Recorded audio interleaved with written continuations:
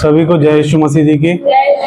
मेरा नाम अतुल वर्मा है। मैं संगम विहार से आया हूँ और यूपी के जाटों में से प्रभु यीशु मसीह जी ने हमें अपने राज्य में बुलाहट दी और पिछले 17 सालों से मैं प्रभु यीशु मसीह जी का विश्वासी हूँ।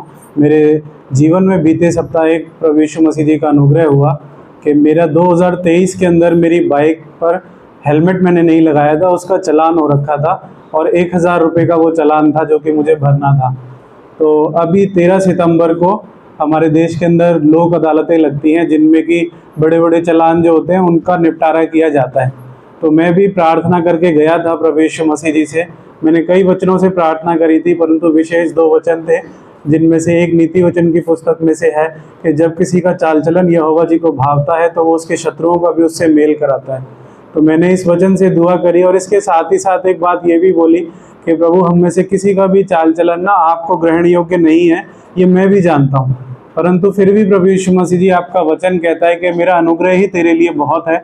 मैंने इस वचन से प्रभु यीशु मसीह जी से प्रार्थना करी और हम साकेत कोर्ट के अंदर मैं अपना चालान भरने के लिए गया। लोकेश कुमार शर्मा जी जज थे वहाँ पर और काफ़ी भीड़ थी वहाँ पर। मैं जब अंदर गया मेरा नंबर आया, मेरे नंबर से पहले 2-3 लोग और थे और उनका भी हेलमेट का ही चालान था। और जब वो जज साहब ना सबसे पूछ रहे थे सवाल जवाब कि क्यों नहीं लगाया और हेलमेट क्यों नहीं लगाया, किस लिए ले रखा है, बहुत सारे उनसे सवाल जवाब कर रहे थे। मेरा भी नंबर आने वाला था। जैसे ही मेरा नंबर आया उन्होंने मेरा नाम बोला, मैं माइक पर गया और उन्होंने कुछ नहीं पूछा, बस नाम बोला और 1000 के 100 रुपये चालान कर दिया। मैं यीशु मसीह जी का धन्यवाद देता हूँ इस अनुग्रह के लिए कि उन्होंने 90% मेरे चालान का अमाउंट माफ़ कर दिया और तुरंत ही 100 रुपये वहाँ पर भरकर मेरा चालान फ्री हो गया। मैं यीशु मसीह जी को इस दया अनुग्रह के लिए धन्यवाद देता हूँ कि उन्होंने न्यायाधीश के मुंह को बांध दिया और उन्होंने मुझसे कोई सवाल जवाब नहीं किया।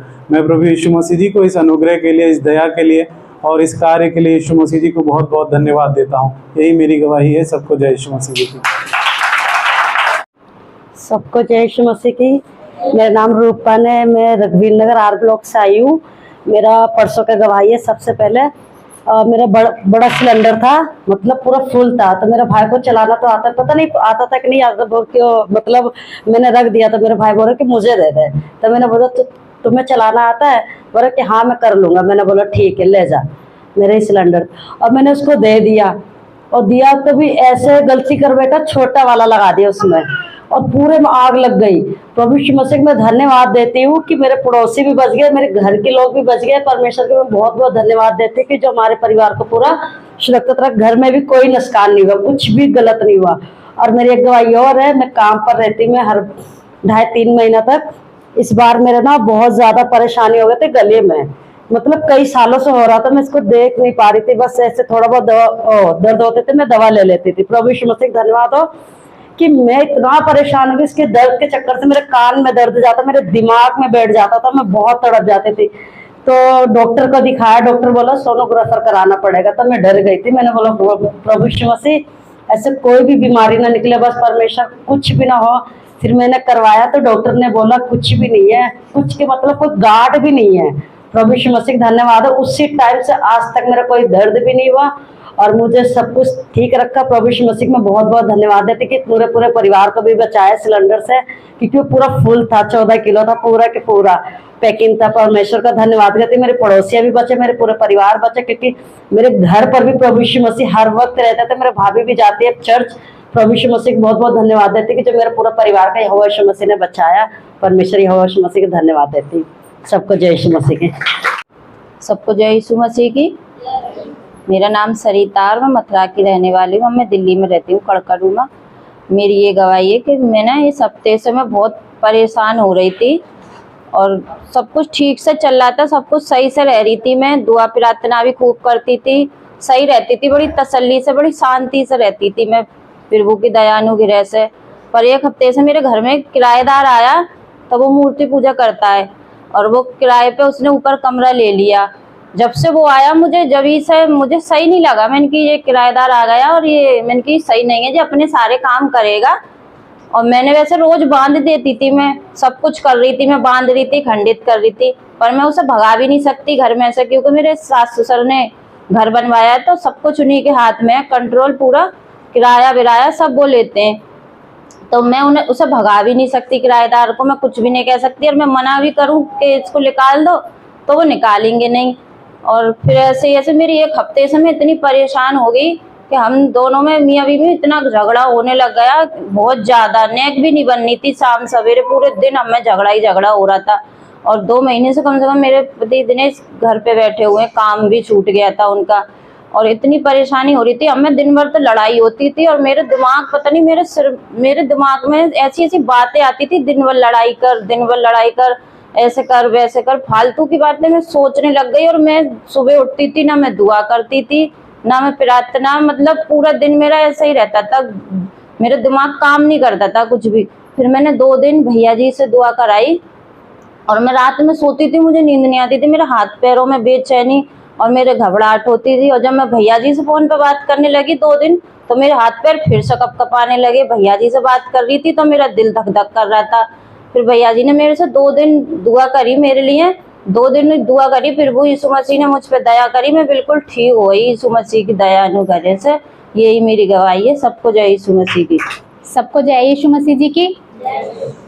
मेरा नाम रेखा है और ये मेरी बेटी, इसका नाम आयशा है। हम लोग यूपी के रहने वाले हैं। मैं प्रभु यीशु मसीह जी को सबसे पहले धन्यवाद देती हूँ कि प्रभु ने आज के दिन तक हमें बिल्कुल चंगा स्वस्थ रखा, अपनी सांसें दी, हमें जीवित रखा। मैं प्रभु का बहुत सारा धन्यवाद देती हूँ। मेरी कल की गवाही है, बेटी की गवाही है मेरी। ये खेल रही थी और कूद कूद के खेल रही थी। बच्चे तो होते ही शरारती, जिस चीज़ के लिए मना करो वो ही करते हैं। तो ये खेल रही, मुझसे मना करी, बेटा ऐसे मत कर, ऐसे मत कूद, तुझे गिर जाएगी, तुझे चोट लग जाएगी। और वही हुआ, ये गिर गई धाड़ से, और इतनी तेज गिरी सर के बल कि इसके यहाँ पे सर पर और नाक पे, मुंह के बल गिरी, बहुत तेज गिरी, और ये बहुत तेज चिल्ला के रोई। और इसको देख के ना मैं भी घबरा गई कि इसको लग रहा बहुत ज्यादा लग गई, और नाक पे तो बहुत तेज लगती है, नाक की हड्डी में जब लगती है तो बहुत तेज लगती है। ये बहुत तेज चिल्ला के रोई। लेकिन उस टाइम में मैं बहन मंजू से फोन पे बात करी थी, प्रभु की दासी है वो भी। तो मैं प्रभु को बहुत सारा धन्यवाद देती हूँ कि उसी टाइम उन्होंने इसके लिए प्रार्थना करी, और जैसे ही प्रार्थना करी ना, एकदम से चुप हो गई, रोना इसने बंद कर दिया। और प्रार्थना करने के बाद मैंने इससे पूछा, बेटा अब आराम हो गया? कह रही हाँ मम्मी ठीक हो गया बिल्कुल। तो एकदम से ही प्रभु ने इसको आराम दे दिया। और बहुत तेज गिरी थी, मैं सच में, मैंने जब देखा ना, आवाज भी बहुत तेज आई एकदम से इसके गिरने की। तो मैं प्रभु को बहुत धन्यवाद देती हूँ कि प्रभु ना, मतलब वचन भी ऐसे कहता है कि प्रभु यीशु मसीह जी हमारे रक्षक हैं, और वो हमेशा हमारी रक्षा करते हैं हर परेशानी में। हम नहीं जानते कि क्या होने वाला है, लेकिन वो पहले से जानते हैं कि क्या होने वाला है हमारे साथ। तो मैं प्रभु का ना इन सारी आदर महिमा के लिए, प्रभु मैं सारा आदर महिमा प्रभु यीशु मसीह देती हूँ, क्योंकि वो हमारे जीवन में दया देते हैं, हमें अनुग्रह देते हैं। उन्होंने हमें चुना है, ये उनकी बहुत बड़ी दया है, और हमारे जीवन को बदला, ये हमारे जीवन की सबसे बड़ी गवाही है। आशीषें तो बहुत सारी आती है हमारे जीवन में, लेकिन सबसे बड़ी गवाही हमारे जीवन की यही है कि हम कितने बुरे थे, कितने पापी थे, और प्रभु यीशु मसीह जी ने हमें नया बनाया। जैसे प्रभु का वचन कहता है कि अब जो यीशु मसीह में, वो एक नई सृष्टि है। प्रभु ने हमें नया बनाया। मैं प्रभु को बहुत सारा धन्यवाद देती हूँ कि प्रभु ने मेरे जीवन में बहुत सारी आशीषें दी हैं। मुझे बेटी दी। जब मेरी शादी हुई थी तो मेरे कोई भी संतान नहीं होती, तो 4 साल के बाद ये मेरी बेटी हुई है। ये भी प्रार्थनाओं के द्वारा हुई। मैं प्रभु का बहुत सारा धन्यवाद देती हूँ। और जब ये पैदा हो गई थी उसके बाद भी ये बहुत बीमार रहती थी, हम आए दिन हॉस्पिटलों के चक्कर काटते रहते थे। लेकिन मैं प्रभु का बहुत धन्यवाद देती हूँ कि जब से हम प्रभु पे आए और स्थिर हुए, प्रभु के वचनों को समझने लगे, प्रभु ने सारे संकटों से हमें बचाया है। मुसीबतें आती हैं, लेकिन प्रभु उस मुसीबत को झेलने के लिए बल देते हैं हमें। मैं प्रभु यीशु मसीह का बहुत सारा धन्यवाद देती हूँ, और सारा आदर सम्मान प्रभु यीशु मसीह जी को देती हूँ, क्योंकि वही इसके योग्य हैं। इस प्रार्थना ये मैं प्रभु यीशु मसीह जी को धन्यवाद देती हूँ। और सबको जय यीशु मसीह जी के। हालेलुया। सबको जय यीशु मसीह जी की। मेरा नाम अनिल गौड़, मैं उत्तर प्रदेश जिला प्रतापगढ़ का रहने वाला हूँ। मैं दिल्ली में ख्याला में रहता हूँ। ये आज 1 महीने पहले की गवाही है। मेरे सर में इधर ऊपर पीछे दर्द हो रहा था, एक तरफ हो रहा था, फिर भैया जी से दुआ करवाया संडे को, फिर दूसरी तरफ फिर होने लगा दूसरे संडे को, फिर दूसरे संडे को फिर मैंने दुआ करवाई भैया जी से। भैया जी दुआ की है। उसके बाद 1 हफ्ते बाद फिर ठीक हो गया। आज से कम 25 दिन हो गया लगभग। फिर अभी तक दर्द नहीं हुआ। मैं किसी डॉक्टर के पास नहीं गया। इसके लिए परमेश्वर का धन्यवाद करता हूँ, मुझे चंगाई देने के लिए। और मेरे एक गवाही और है आयांश की, मेरे बेटे की। पिछले 3 हफ्ते पहले की बात है। उसको ना उल्टी दस्त हो रहे थे। उसको कोई भी चीज़ खिलाओ तो हजम नहीं हो रहा था। अभी वो गांव में है। तो भैया जी से पूनम ने फ़ोन किया था, भैया जी के पास दुआ कराई थी, तो परमेश्वर की दया और अनुग्रह से वो भी ठीक है। फिर खाना पीना खा रहा है। और मेरी बेटी भी वहाँ हॉस्पिटल से आई है, अब भली चंगी स्वस्थ है। परमेश्वर का लाख लाख मैं धन्यवाद करता हूँ। सारा आदर मैं अपने प्रभु यीशु मसीह को देता हूँ। इसके लिए मैं आपको प्रभु यीशु मसीह का धन्यवाद करता हूँ। मेरी यही गवाही है। सबको जय यीशु मसीह। सबको जय यीशु मसीह की। और मेरा नाम सुमा गोसाई है और हम लोग गढ़वाल के रहने वाले एडीडे फ्लैट में रहते हैं। मैं ना अपनी बेटी के घर गई थी गोविंदपुरी, तो मैं कल ना वहाँ से आ रही थी। कल की गवाही मेरी मेरे बेटे ने ना समझे ने मतलब दामाद ने मेरे ने ऑटो किया था, तो ऑटो वाला थोड़ा पता नहीं उसने क्या पी रखी थी या मैं तो घर से प्रार्थना करके आई थी, उसने इतनी जगह में गाड़ी वो बैग वो ठोक दिया ना, वो स्कूटर था।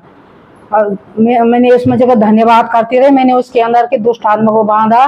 मैंने कहा इस मसीह आज आप मेरे साथ नहीं होते ना तो मैं तो पता नहीं कहाँ हॉस्पिटल में पड़ी रहती क्या।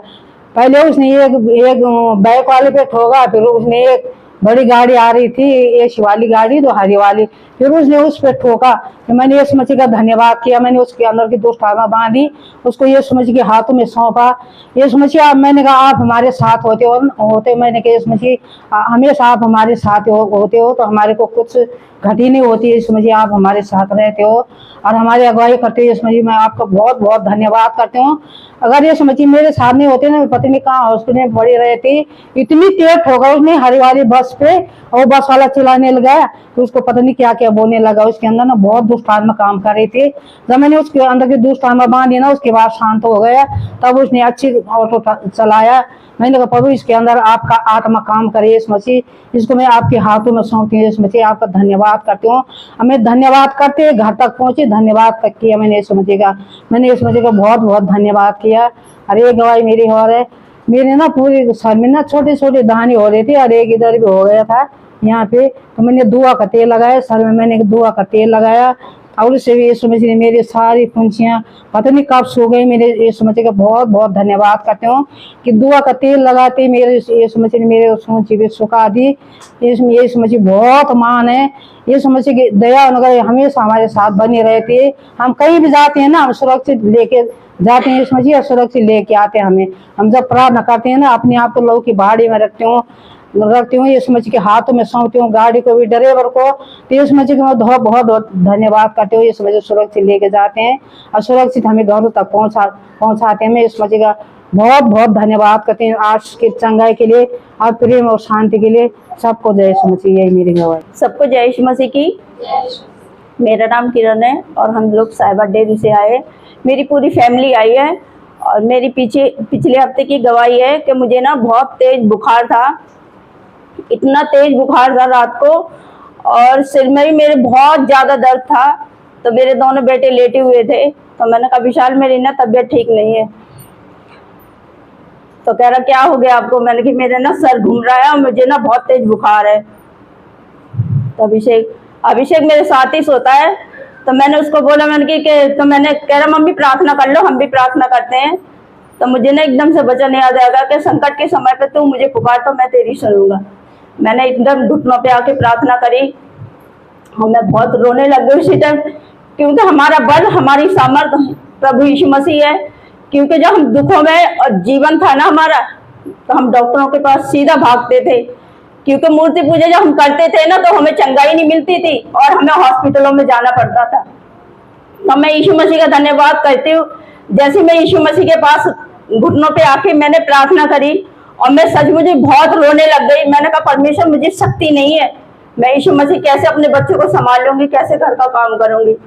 और मैं बहुत रोने लग गई और यीशु मसीह का आत्मा मैंने महसूस किया कि मैंने एकदम ठंडी हवा महसूस करी और एकदम आत्मा में मैं घूमी और मैंने यीशु मसीह का एकदम सामर्थ पाया और मैं चंगी हो गई यीशु मसीह के नाम में। और मैं यीशु मसीह के नाम से सचमुच में इतना काम मैंने उठते ही मैंने अपने बच्चों को बताया। मैंने कि यीशु मसीह ने मुझे ना चंगाई दी विशाल। मैं यीशु मसीह का बहुत बहुत धन्यवाद करती हूँ कि मैंने 1 रुपए की भी गोली नहीं खाई।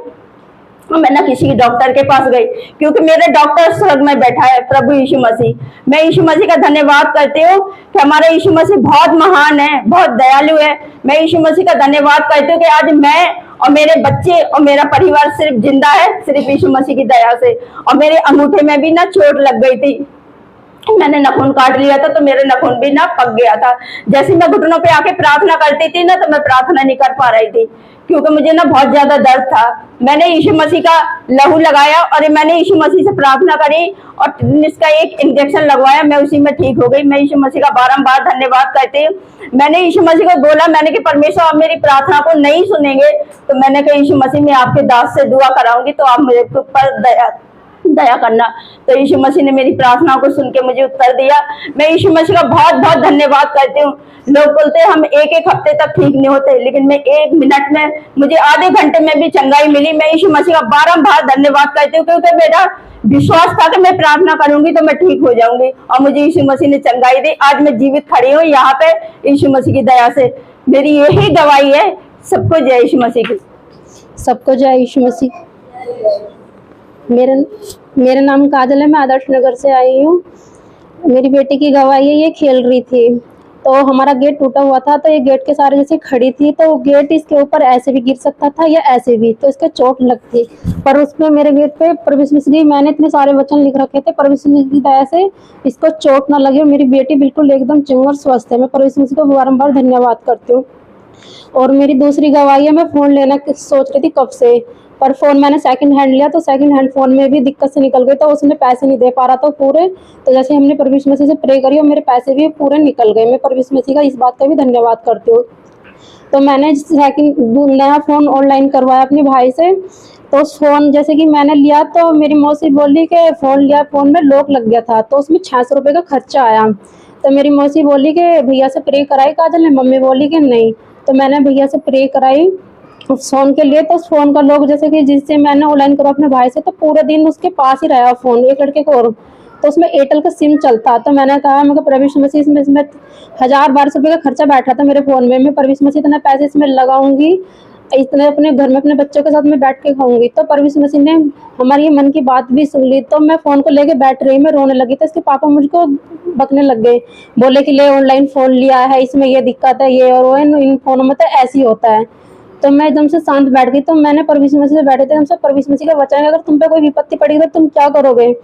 मैं तो अपने परमेश्वर मसीह को याद करूंगी। तो फोन में पता नहीं क्या क्या मेरे, जैसे कि यीशु मसीह की दया से मेरी बुद्धि में क्या क्या बढ़ता रहता है, उसमें मैं भरती रही। और परमेश्वर की दया से जो 600 रुपये लगते मेरे फोन में, वो भी लॉक मेरा खुल गया। और परमेश्वर की दया से उसमें सिम मेरा वोडा का ही चल रहा है, तो एयरटेल का वो था, और उसमें अभी कभी कभार लग जाता है, पर लेकिन परमेश्वर की दया से वो लोग खुल जाता है। मैं परमेश्वर का इस बात का धन्यवाद करती हूँ।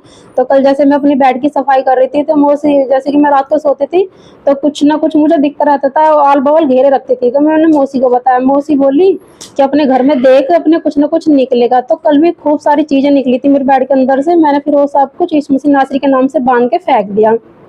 तो उसमें परमेश्वर की दया से सिम भी निकल गया। बहुत पुराना सिम था, 8 साल हो गए सिम को, पर वो सिम बंद नहीं हुआ, उसकी भी इनकमिंग बंद है। उसमें रिचार्ज करके परमेश्वर की दया से वो एयरटेल का सिम भी चालू निकला। मैं परमेश्वर मसीह का इस बात का भी धन्यवाद करती हूँ कि नया सिम नहीं निकालना पड़ेगा। मैं बारंबार धन्यवाद करती हूँ। सबको जय यीशु मसीह की। और दूसरी गवाही है मेरे घर पे वहाँ पे चोरों की वो चल रही थी, तो मम्मी घबरा रही थी। तो फिर मैंने मम्मी से बोला कि प्रे करवा लो। तो मम्मी ने जैसे भैया से प्रे कराई और परमेश्वर की दया और अनुग्रह हम पे हुई, और वहाँ पे चोरों का रुक्का भी बंद हुआ, और एकदम अपने चंगे वाले सो पा रहे हैं। सब मैं परमेश्वर का इस बात का धन्यवाद करती हूँ। सबको जय यीशु मसीह। सबको जय यीशु मसीह जी। यशायाह की पुस्तक 2 अध्याय उसकी 1 आयत से हम लोग वचन में चलते हैं। हालेलुया।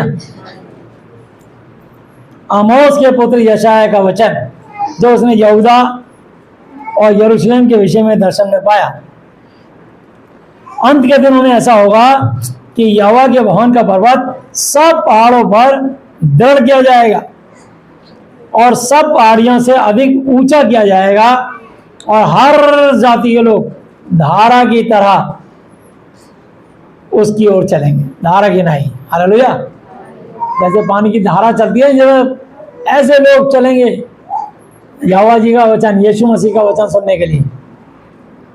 और बहुत देशों के लोग आएंगे और आपस में कहेंगे, आओ हम यहोवा के पर्वत पर चढ़कर याकूब के परमेश्वर के भवन में जाएं, तब वह हमको अपने मार्ग सिखाएगा और हम उसके पथों पर, उसकी शिक्षा पर, उसके रास्तों पर चलेंगे।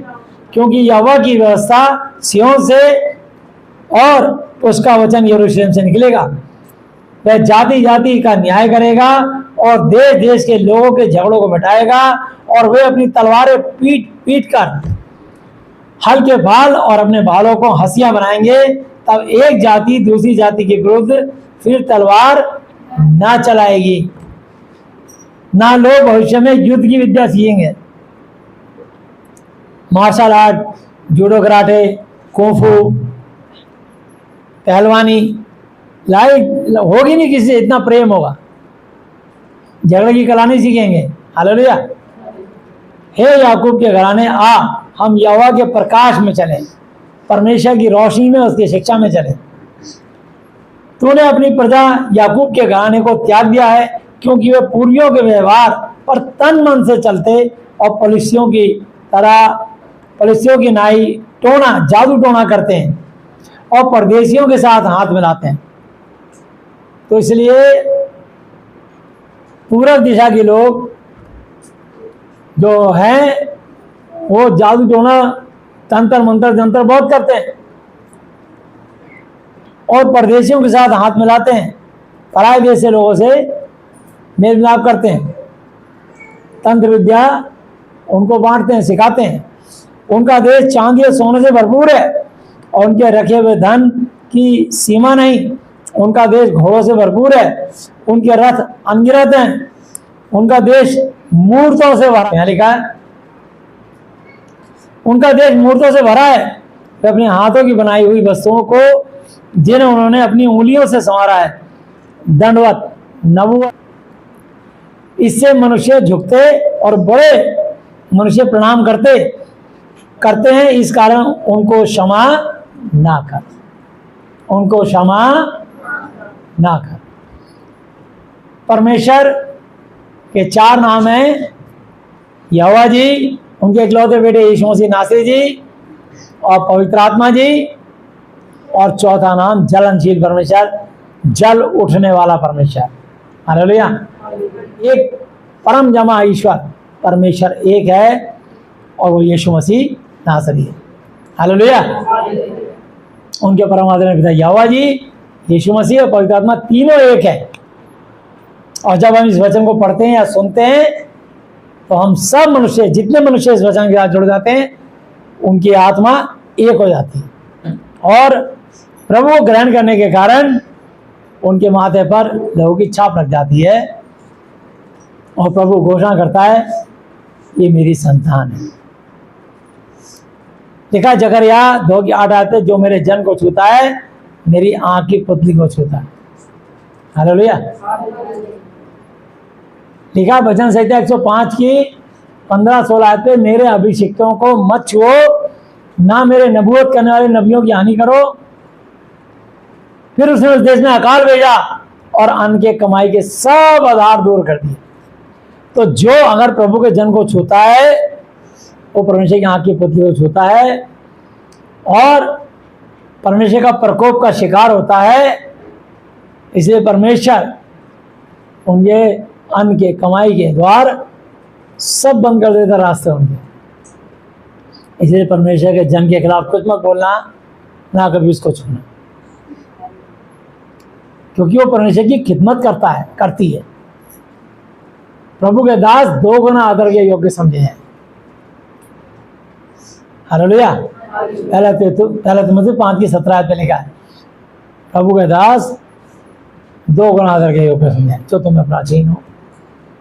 विशेष करके वे जो वचन सुनाने और सिखाने परिश्रम करते हैं वो 2 गुना आदर के योग्य समझे हैं। हालेलुया। यहोवा के भय के कारण और उसके प्रताप के मारे चट्टान में घुस जा और मिट्टी में छिप जा, क्योंकि आदमियों की घमंड भरी आंखें नीची की जाएंगी। यहोवा कह रहे हैं, याकूब पत्री 4:6 पे लिखा है, क्योंकि परमेश्वर अभिमानियों का विरोध पर दीनों का अनुग्रह करता है। परमेश्वर हर घमंडी व्यक्ति से विरोध में खड़ा जाता है और उनकी घमंड भरी आंखें नीची की जाएंगी और मनुष्य का घमंड दूर किया जाएगा और उस दिन केवल यहोवा ही ऊंचे पर विराजमान रहेगा। क्योंकि सेनाओं के यहोवा का दिन सब घमंडियों और ऊंची गर्दन वालों पर और उन्नति से पुण्य वालों पर आएगा और वे झुकाए जाएंगे। और लवानोन के सब देवदारों पर जो ऊंचे और बड़े हैं, बासान के सब बांज वृक्षों पर और सब ऊंचे पहाड़ों और सब ऊंची पहाड़ियों पर, सब ऊंचे गुम्मटों और सब दृढ़ मजबूत शहर पनाहों पर, तरशीश के सब जहाजों और सब सुंदर चित्रकारी पर वो दिन आता है। हालेलुया।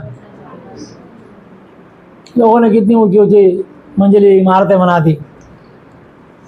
पीछे भी आपको पता लगा था एक टेररिस्टों ने जहाज ही उसमें तोड़ दिया, उसेड़ दिया मीनार में।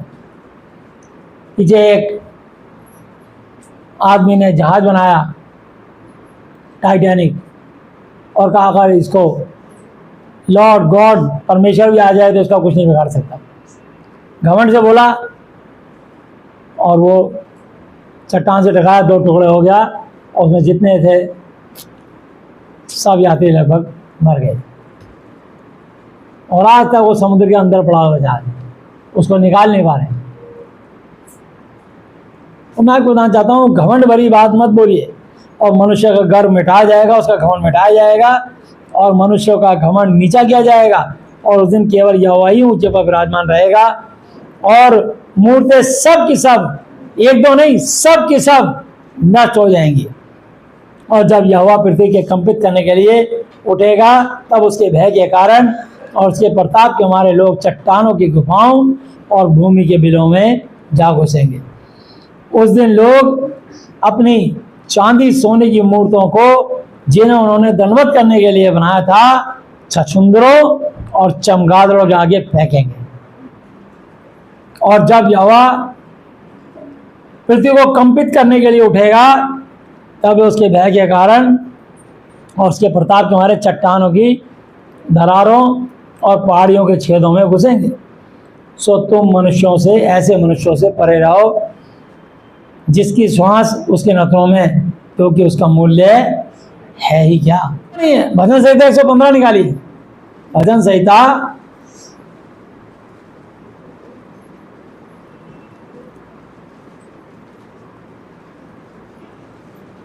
1 आयत से 8 आयत तक। हे यहोवा, हमारी नहीं वरन अपने ही नाम की महिमा अपनी करुणा, दया और सच्चाई के निमित्त अनुसार कर। जाति जाति के लोग क्यों कहने पाए कि उनका परमेश्वर कहाँ रहा। हमारा परमेश्वर हमारे संग है। हमारा परमेश्वर मुर्दों में से जी उठा। हमारा परमेश्वर स्वर्ग और पृथ्वी का स्वामी है। हालेलुया। मत्ती की 28 की 18 19 20 आयत पे लिखा है, यीशु मसीह मुर्दों में जी उठे और अपने चेलों से मिलने आए और उनसे कहा कि स्वर्ग और पृथ्वी का सारा अधिकार मुझे दिया गया है, इसलिए तुम जाकर सब जातियों के लोगों को चेला बनाओ, उन्हें पिता यहोवा पुत्र यीशु मसीह पवित्र आत्मा के नाम से बपतिस्मा दो और उन्हें सब वचन जो मैंने तुम्हें आज्ञा दी है मानना सिखाओ। देखो मैं जगत के अंत तक सदैव तुम्हारे संग हूँ। तुम्हारे संग हूँ, रहूंगा नहीं। हूँ का मतलब प्रेजेंट, परमेश्वर हर वक्त हमारे संग है। हालेलुया। हमारे परमेश्वर हमारे संग है। हमारी प्रार्थनाओं के द्वारा हमारी बातों का उत्तर अपने वचन से देते हैं प्रभु। हालेलुया। तुम्हारे संग मौजूद हमेशा है और अनंत काल तक रहेंगे। हालेलुया। इसलिए हमें अपने परमेश्वर यीशु मसीह पर घमंड है कि हमारा परमेश्वर जीवित है। तो मैं आपको बताना चाहता हूं कि हमें अपने मुंह से प्रार्थना करनी है अपने यीशु मसीह से, ताकि हमको मिले, क्योंकि वचन में लिखा है मांगो तो दिया जाएगा, खटखटाओ तो खोला जाएगा, ढूंढोगे तो पाओगे। जो मनुष्य यीशु मसीह से मांगता है उसको मिलता है, जो खटखटाता है उसके लिए खोला जाएगा, और जो ढूंढता है सो उसे पाता है। वचन के पढ़ने वाले, सुनने वाले, प्रचार करने वाले बेहतरा प्रचारक, वो तीनों धर्मी नहीं जब तक वो खुद स्वयं उस वचन पर ना चले। हालेलुया।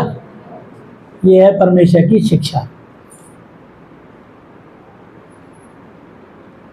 तो मैं आपको बताना चाहता हूं, यहां लिखा है जाति जाति, भजन संहिता 115 की 2 आयत, जाति जाति के लोग क्यों कहने पाए कि उनका परमेश्वर कहाँ रहा, हमारा परमेश्वर तो स्वर्ग में। इफिसियों 6 की 12, क्योंकि हमारा यह मलयुद्ध लहू खून और मांस से नहीं है, परंतु प्रधानों से और अधिकारियों से और इस संसार के अंधकार के हाकिमों से, परंतु प्रधानों से, अधिकारियों से और इस संसार के अंधकार की शक्तियों से, हाकिमों से, जजों से, और उस दुष्टता की आत्मिक सेनाओं से है जो आकाश में है। और गंदा काम करने वाली दुष्ट आत्माओं से, उन शक्तियों से जो आकाश में है। आकाश कहां पर है? कहां पर है आकाश?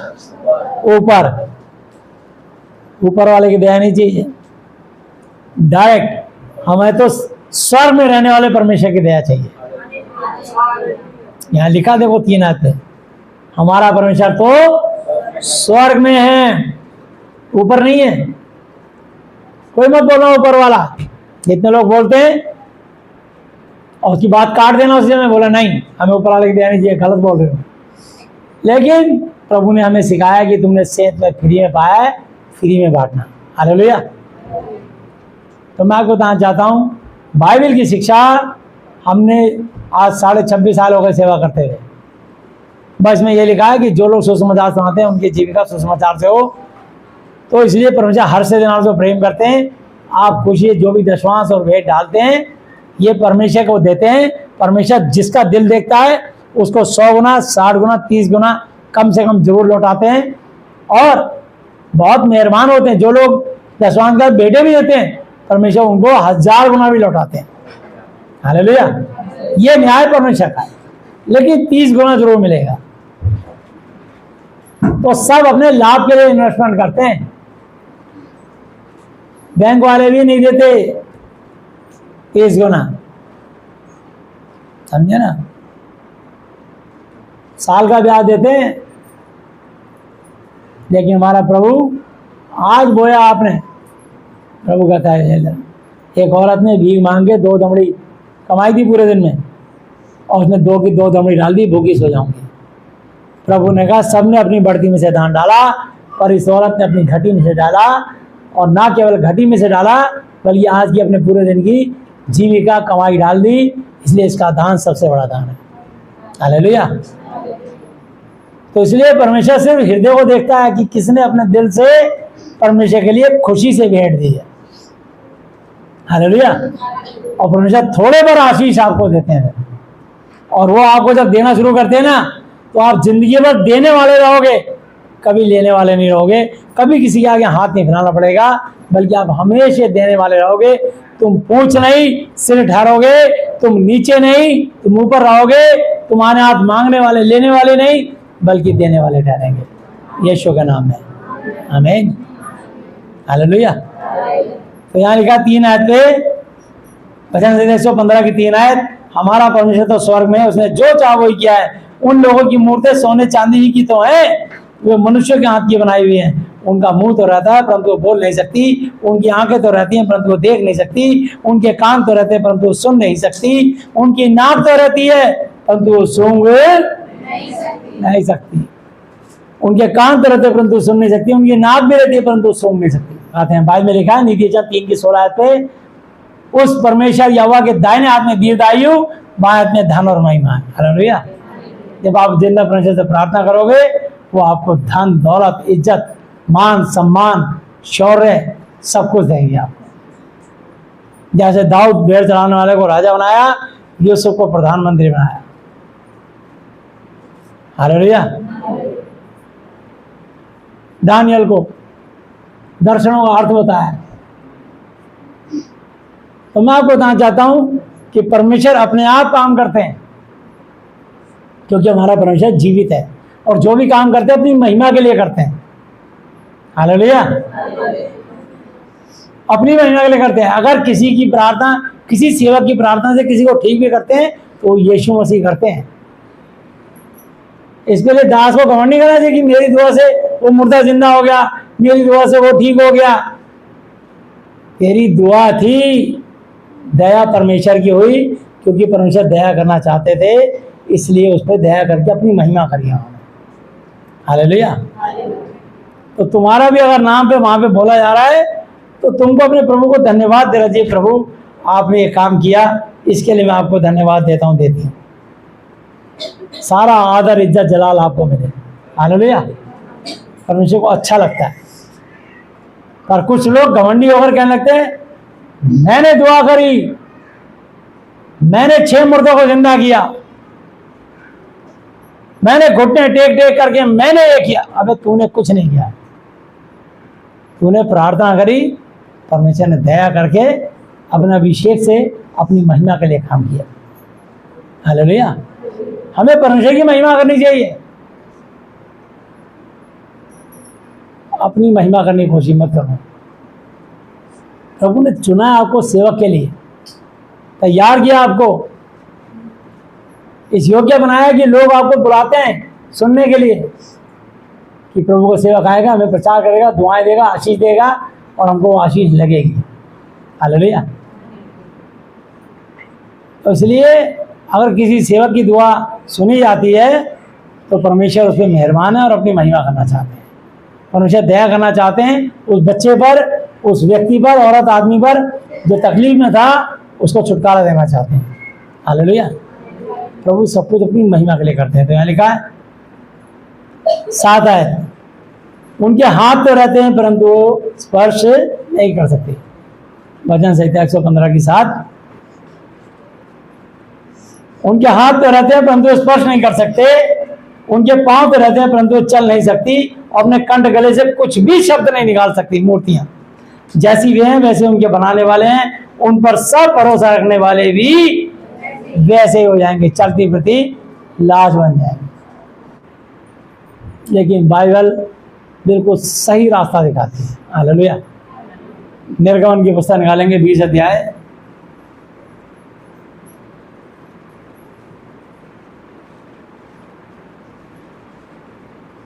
एक आयत से, तब परमेश्वर ने ये सब वचन कहे कि मैं तेरा परमेश्वर यहोवा हूं जो तुझे दासत्व की घरात मिस्र से निकाला है। तू मुझे छोड़ दूसरों को परमेश्वर करके ना मानना।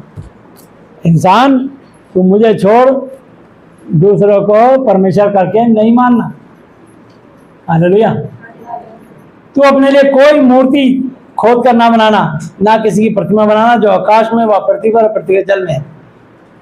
चाहे आपको रॉकेट में बैठ के चंद्रमा पे चले जाओ, चाहे पनडुब्बी में बैठ के समुद्र के अंदर नीचे चले जाओ, चाहे दो लोग पाताल में चले जाओ, पर आपको कोई तस्वीर, कैलेंडर, फोटो अपने साथ लेके नहीं जानी, अपने गले में नहीं टांगनी, अपने शरीर पे कोई तस्वीर, फोटो नहीं बांधनी। तो लिखा है, तू उनको दंडवत, नबूवत, प्रणाम, नमस्कार ना करना और ना उनकी उपासना करना, क्योंकि अगर ऐसा किया तो मैं तेरा परमेश्वर यहोवा जलन रखने वाला परमेश्वर हूं, और जो मुझसे बैर रखते हैं, मेरी आज्ञा तोड़ने वाले मेरे बैरी है, मैं उनको, उनके बेटों को, उनके बेटे के बेटे पोतों को और पोते के पोता बेटे पर पोतों को भी पितरों का दंड दिया करता हूं।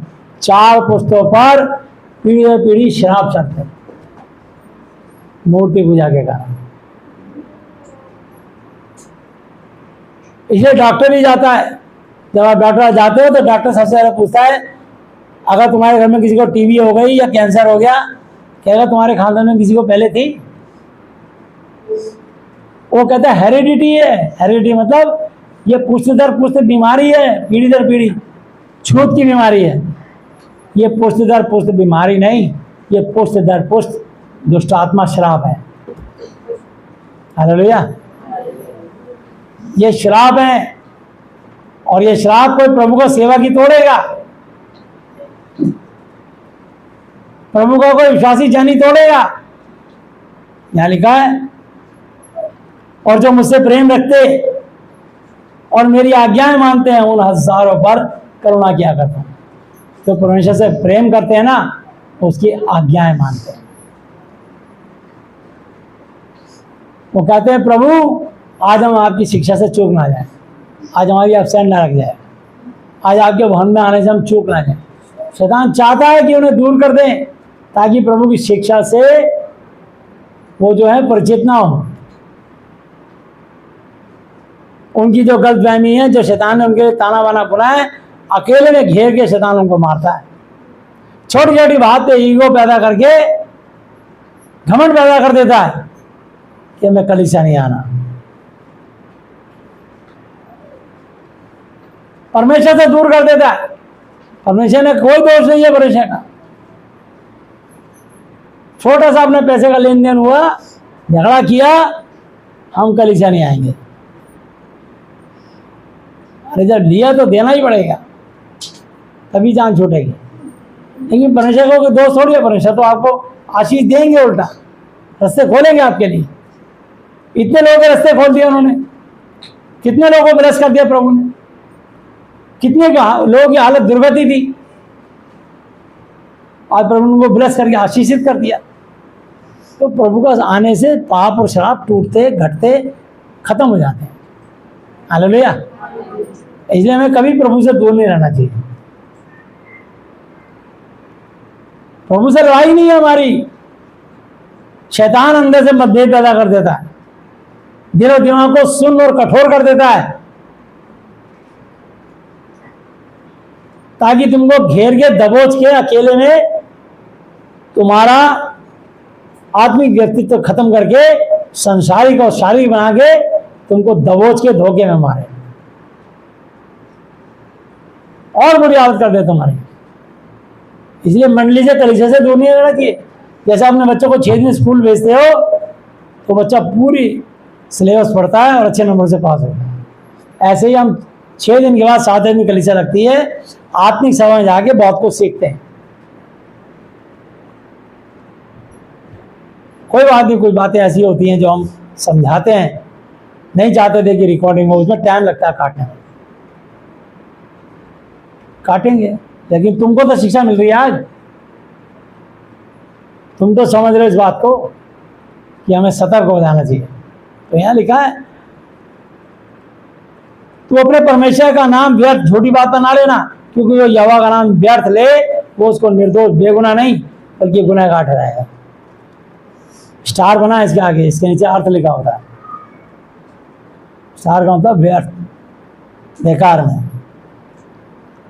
तू विश्राम दिन को पवित्र मानने के लिए स्मरण रखना। 6 दिन तो तू परिश्रम करके अपना सब काम काज करना, परंतु 7वां दिन तेरे परमेश्वर यहोवा के लिए विश्राम दिन है। उसमें ना तो किसी भांति किसी प्रकार का काम काज करना, ना तेरा बेटा, ना तेरी बेटी, ना तेरा दास, ना तेरी दासी, ना तेरे पशु, ना कोई परदेसी जो तेरे फाटकों के भीतर हो, क्योंकि 6 दिन में यहोवा ने आकाश और पृथ्वी और समुद्र और जो कुछ तुमने सबको बनाया और 7वें दिन विश्राम किया। इस कारण यहोवा ने विश्राम दिन को आशीष दी और उसको पवित्र ठहराया। तू अपने परमेश्वर, तू अपने पिता और अपनी माता का आदर करना। हालेलुया। तू अपने पिता और अपनी माता का आदर करना, जिससे जो देश तेरा परमेश्वर यहोवा तुझे देता है उसमें तू बहुत वर्ष तक जीवित रहे। आमीन। तो जो अपने माँ बाप और अपने सास ससुर की इज्जत करता है, उनकी सेवा करता है, उनकी उम्र दराज जाती है, उनकी आयु बढ़ जाती है। हालेलुया। अगर तुम में से यहाँ कोई बैठा हो जो अपने माता पिता और अपने सास ससुर की इज्जत ना करता हो, तो आज ये वचन बता रहा है कि जब तक वो जीवित हैं उनकी सेवा करो, उनका आशीर्वाद लो, उनकी दुआएं ले लो। लेकिन यीशु मसीह में एक बार आदमी इस धरती से चला गया तो उसका उसकी आत्मा की मुक्ति वो कभी किसी को दिखाई नहीं देगा और अनंत काल के लिए यीशु मसीह के पास स्वर्ग में रहेगा। सिर्फ तो वो धन्यवाद देना, उनकी आत्मा अनंत काल के लिए स्वर्ग में चली गई है। मत्ती 24:13 पे लिखा है, जो मरते दम तक अंत तक धीरे धीरे रहेगा उसी का उद्धार होगा, उसी को मोक्ष मुक्ति मिलेगी। हालेलुया। तुम्हारे जाने वाले को मुक्ति मिल चुकी है, वो स्वर्गीय स्थानों में है और नीले आसमां के पार जाएंगे। मेरा यीशु है रहता वहाँ, हम मिलेंगे बादलों पर और देखेगा सारा जहां। तुम और मेरे को भी उनके बाद वहीं जाना है। हालेलुया। हम यहाँ परदेसी यात्री मुसाफिर हैं, हमारा घर स्वर्ग में है। इसलिए यहाँ पर सुरक्षित और जीवित रहना है। हर संडे कलीसिया आओ, प्रभु की आज्ञा मानो, वचन पर चलो और अपने अंदर से पाप को छोड़ो। लिखा प्रेरितों 3:19, मन फिराओ और लौट आओ कि तुम्हारे पाप गुनाह मिटाए जाएं, ताकि प्रभु के सम्मुख विश्रांति के, चैन के, सुकून के, आराम के दिन है। तुमको रेस्ट और रिलीफ तभी मिलेगा जब आप पश्चाताप करोगे, जब आप तौबा करोगे गंदे कामों से। हालेलुया। तो यहाँ लिखा है तू खून ना करना। हालेलुया। अब इसकी ये बड़ा गहरा मतलब है, इसका बड़ा रहस्यमय वचन है ये। लिखा तू खून ना करना। तो बहुत सारे लोग सोचते हैं कि भैया मुर्गा बकरा हम पैसा देके कटवाते हैं तो खून हो जाता है, उसके अंदर आत्मा नहीं होता, प्राण होता है। लेकिन खून ना करने मतलब होता है कुछ औरतें प्रेग्नेंट हो जाती हैं शादी के बाद भी या शादी से पहले भी, और उस बच्चे को भ्रूण की जब हत्या करवाती हैं उनसे खून करवाया था शैतान। वो प्रभु की बेटियां हैं और उनसे खून करवा दिया शैतान ने। इस बात के लिए अगर किसी से ऐसा पाप हुआ हो, अपने पाप को खुद जानता है इंसान, प्रभु से माफी मांगना, प्रभु ये गलती मेरे से भी हुई है और मैं इस बात के लिए आपसे माफी मांगती हूँ कि प्रभु मैंने अबॉर्शन कराया है और प्रभु यीशु मसीह मैंने अपनी बुद्धि चलाई है, मैंने हत्या की है, हो सके तो मेरे इस गुनाह को माफ कीजिए। हालेलुया। अगर किसी ने भी अपनी जिंदगी में पाप किया हो तो प्रभु जैसी माफी मांगोगे प्रभु अभी माफ कर देगा आपके पापों को, जब तक आप जीवित हो। मरने के बाद न्याय होगा, ये ध्यान रखना सीधा, अगर तुमने पश्चाताप नहीं किया तो। इसलिए इस खून का अर्थ बड़ा गहरा है, समझ लेना। इसलिए कभी कभी भी बच्चे को अपनी बुद्धि से खत्म मत कराना, नहीं तो पहले बहुत सारे तरीके हैं, डॉक्टर से सलाह कर लो और प्रभु से प्रार्थना कर दो, प्रभु में 5 साल बाद दूसरा बच्चा चाहिए, 5 साल बाद ही मिलेगा, उससे पहले प्रेग्नेंट ही नहीं हो गया। मुंह से भाई मिलेगा, मांगो दिया जाएगा, मांगो, लेकिन हत्या मत करना। अगर किसी ने की हो तो आज माफी मांग लेना। तो प्रभु बता रहा है कि खून मत करना। और कोई आगे की प्लानिंग कर रहा हो कि अभी हम नहीं चाहते थे फिर बच्चा और हो गया, ठहर गया, अब हम क्या करें, दुनिया में लाओ, हत्या नहीं करना। लिखा यूहन्ना 5:14 की देख अब तो तू चंगा हो गया, फिर से पाप मत करना, ऐसा ना हो कि तुझे को इससे भी ज्यादा भारी विपत्ति मुसीबत आ पड़े। इसलिए पाप करने से पहले सोचो,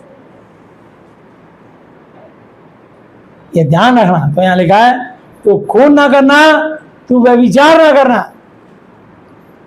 अगर आपसे पहले किसी ने अपनी पत्नी को छोड़ के किसी और स्त्री से, और स्त्री ने अपने पति को छोड़ के किसी पुरुष से व्यभिचार संबंध बनाए हैं या उसकी तरफ बुरी नजर से ताका है या उससे दोस्ती यारी लगा रखी है, तो रिश्ता तुरंत खत्म कर दें, क्योंकि परमेश्वर लेखा लेंगे इन बातों का।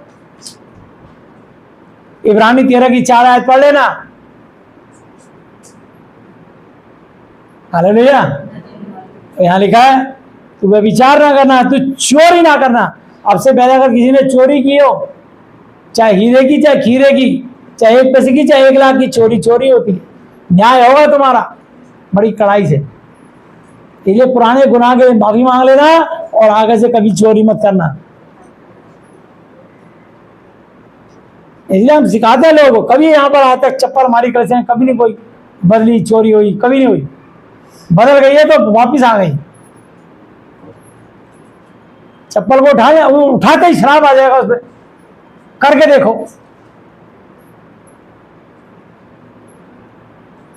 यहाँ जीवित परमेश्वर है, जहां 2 या 3 मेरे नाम पे इकट्ठे होते हैं वहां उनके पीछे मौजूद होता हूं।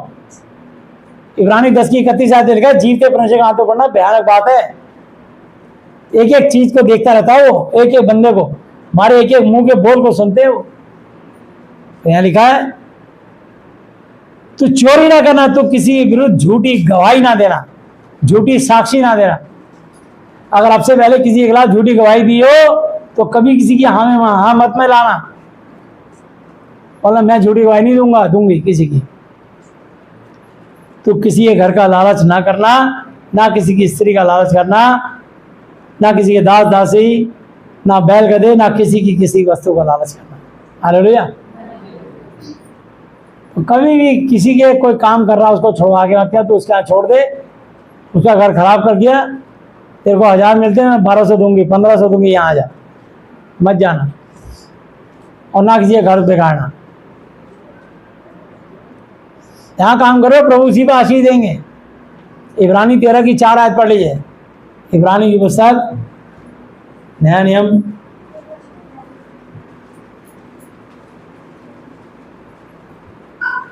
विवाह सब में आदर सम्मान की बात समझी जाए और बिछौना बिस्तरा निष्कलंक बेदाग पवित्र है, क्योंकि परमेश्वर व्यभिचारियों और पराई स्त्रीगामियों का न्याय करेगा।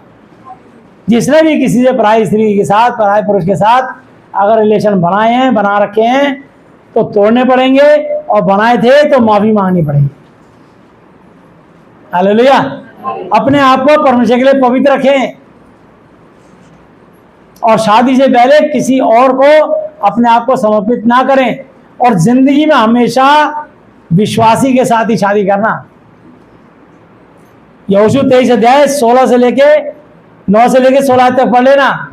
यहोशू की पुस्तक 23 अध्याय 9 से 16 तक। कभी अन्य जाति की शादी मत करना। विश्वासी कोई भी लड़का हो लड़की हो उसी कम से कम बाइबल तो पढ़ने देगा आपको। हमेशा विश्वासी से करना, वरना जो शैतान प्रकट हो गया ना बाद में, तब तुम उसको जिंदगी में भुगतना पड़ेगा। ये ध्यान रखना। और प्रकट जरूर होगा। तुम सोचते हो कि हम उसको अपने साथ बना लेंगे, वो कभी नहीं बनेगा। कुत्ते की पूंछ 12 साल नलकी में रहे, कभी सीधी नहीं होती। प्रभु ही चाहे तो बदल सकता है उसको, इंसान के बस का नहीं होता कोई भी। भूल जाना। भाई में लिखा, बुरी संगति अच्छे चरित्र को बिगाड़ देती है। फिर वो जो तुमने बुरी संगति से शादी करी है, वो तुमको कभी अच्छा बनने नहीं देगा, अच्छे परमेश्वर के साथ रहने नहीं देगा, अच्छे सच्चे वचन को पढ़ने नहीं देगा। वो तुम्हारे को जीवन को नाश करके चाहेगा कि मेरे समान पापी बन, उल्टा काम करेगा। भुगतते हैं। विश्वासी लड़की विश्वासी लड़का बड़ी मुश्किल से मिलते हैं, और वो भी विश्वासी लड़का लड़की अगर वचन पे रहे तो। वचन के मानने वाले बहुत कम होते हैं। वचन के कारण तुम्हारा घर बच जाएगा। बाइबल में लिखा है मरकुस 10 की 9 आयत, जिसको परमेश्वर ने जोड़ा से मनुष्य अलग ना करे। एक बार शादी हो गई, परमेश्वर ने बाइबल में तलाक का नहीं लिखा। ये तो शैतान गलतफहमी पैदा करके, बुरे विचार पैदा करके तुम्हारे बीच में विच्छेदन, तलाक पैदा कर देता है। प्रभु की आज्ञा नहीं है। और तुम कर लोगे तो न्याय के दिन लेखा लिया जाएगा तुमसे। तो इसलिए बड़ा, ये सब गहरे वचन है, इसको सुन लेना, पढ़ लेना, प्रचार करना बड़ा आसान काम है, चलना बड़ा कठिन काम है। और जो लोग चलते हैं प्रभु से ब्लेसिंग, आशीष पाते हैं। सब नहीं पाते, वचन में चलने वाले आशीष पाते हैं, और बहुत पाते हैं। हालेलुया। अब ये तुम्हारी मर्जी है कि तुम वचन का पालन करो या ना करो, तुम्हारा फैसला है। हम तो शिक्षा देते हैं और देते रहेंगे। सो लिखा है 5 आयतें, इब्रानी 13 की 5, तुम्हारा स्वभाव लोभ रहित हो, और जो तुम्हारे पास है उसी पर संतोष करो, क्योंकि उसने आप ही कहा है, मैं तुझे कभी ना छोड़ूंगा और ना कभी तुझे त्यागूंगा। इसलिए हम बेधड़क होकर कहते हैं कि प्रभु यीशु मसीह मेरा सहायक है, मैं ना डरूंगा डरूंगी। मनुष्य इंसान मेरा क्या कर सकता है? जो तुम्हारे अगुए थे और जिन्होंने तुम्हें परमेश्वर का वचन सुनाया, उन्हें स्मरण याद रखो और ध्यान से उनके चाल चलन का अंत देखकर उनके विश्वास का अनुकरण करो। उनके विश्वास का, प्रचारक के विश्वास का, शद्रक मेशक अबेदनगो के विश्वास का, दानियल के विश्वास का, एलिया के विश्वास का अनुकरण करना है। समझे ना? मूसा के विश्वास का अनुकरण करना है। देखिए उनका विश्वास कितना जबरदस्त था। किस पर? यहोवा जी पर। किस पर? यीशु मसीह जी पर। हालेलुया। इसलिए अनुकरण हमेशा यीशु का करना, किसी इंसान का अनुकरण मत करना कि मैं उस आदमी जैसा बन जाऊं। यीशु मसीह ने लिखा है जैसा यीशु मसीह का स्वभाव था वैसा ही तुम्हारा भी स्वभाव हो। फिलिपियों 2:5 आयत है। तो तुमको यीशु मसीह जैसा बनना है, इस वचन के अनुसार बनना है, वचन जैसा। हालेलुया, वचन ही परमेश्वर है। तुमको यहोवा के समान बनना है, हर मनुष्य को, मुझे और आपको। हालेलुया। इफिसियों 5:1 आयत पे लिखा है, इसलिए परमेश्वर के, इफिसियों 5:1 आयत पढ़ते हैं।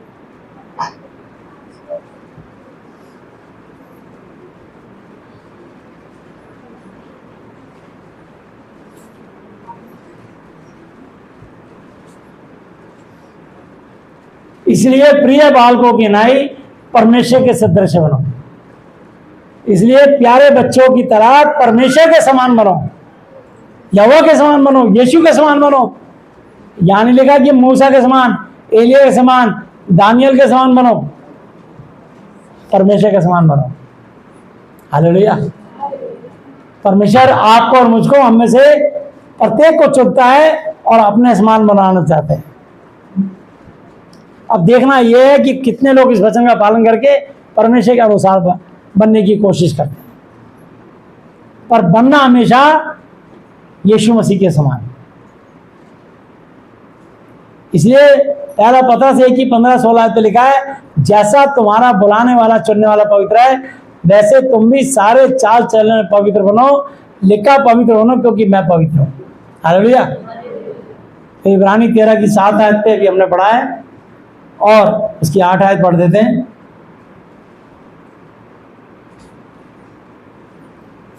यीशु मसीह कल, आज और युगानुयुग एक सा है। हालेलुया। परमेश्वर नहीं बदलता, उसका वचन नहीं बदलता, उसकी शिक्षा नहीं बदलती, उसका व्यवहार नहीं बदलता। वो अल्फा ओमेगा, आदि अंत, प्रथम और अंतिम है। वो ऐसे ही है, तेजस्वी, ऐसे ही है पवित्र। हालेलुया। अब मूसा उसके साथ चलता था यहोवा के संग संग, तो बाइबल में लिखा है ना तो उसका पौरुष घटा ना उसकी आंखें धुंधली पड़ी 120 साल तक। तो जो व्यक्ति परमेश्वर के अनुसार चलने की कोशिश करता है उसके अंदर ऐसी तेज रहता है, वो ऐसी हरा भरा तरोताजा रहता है। हालेलुया। इसलिए इब्रानी 12 की 2 आयत भी पढ़ लेते हैं। इब्रानी 12 की 2 आयत,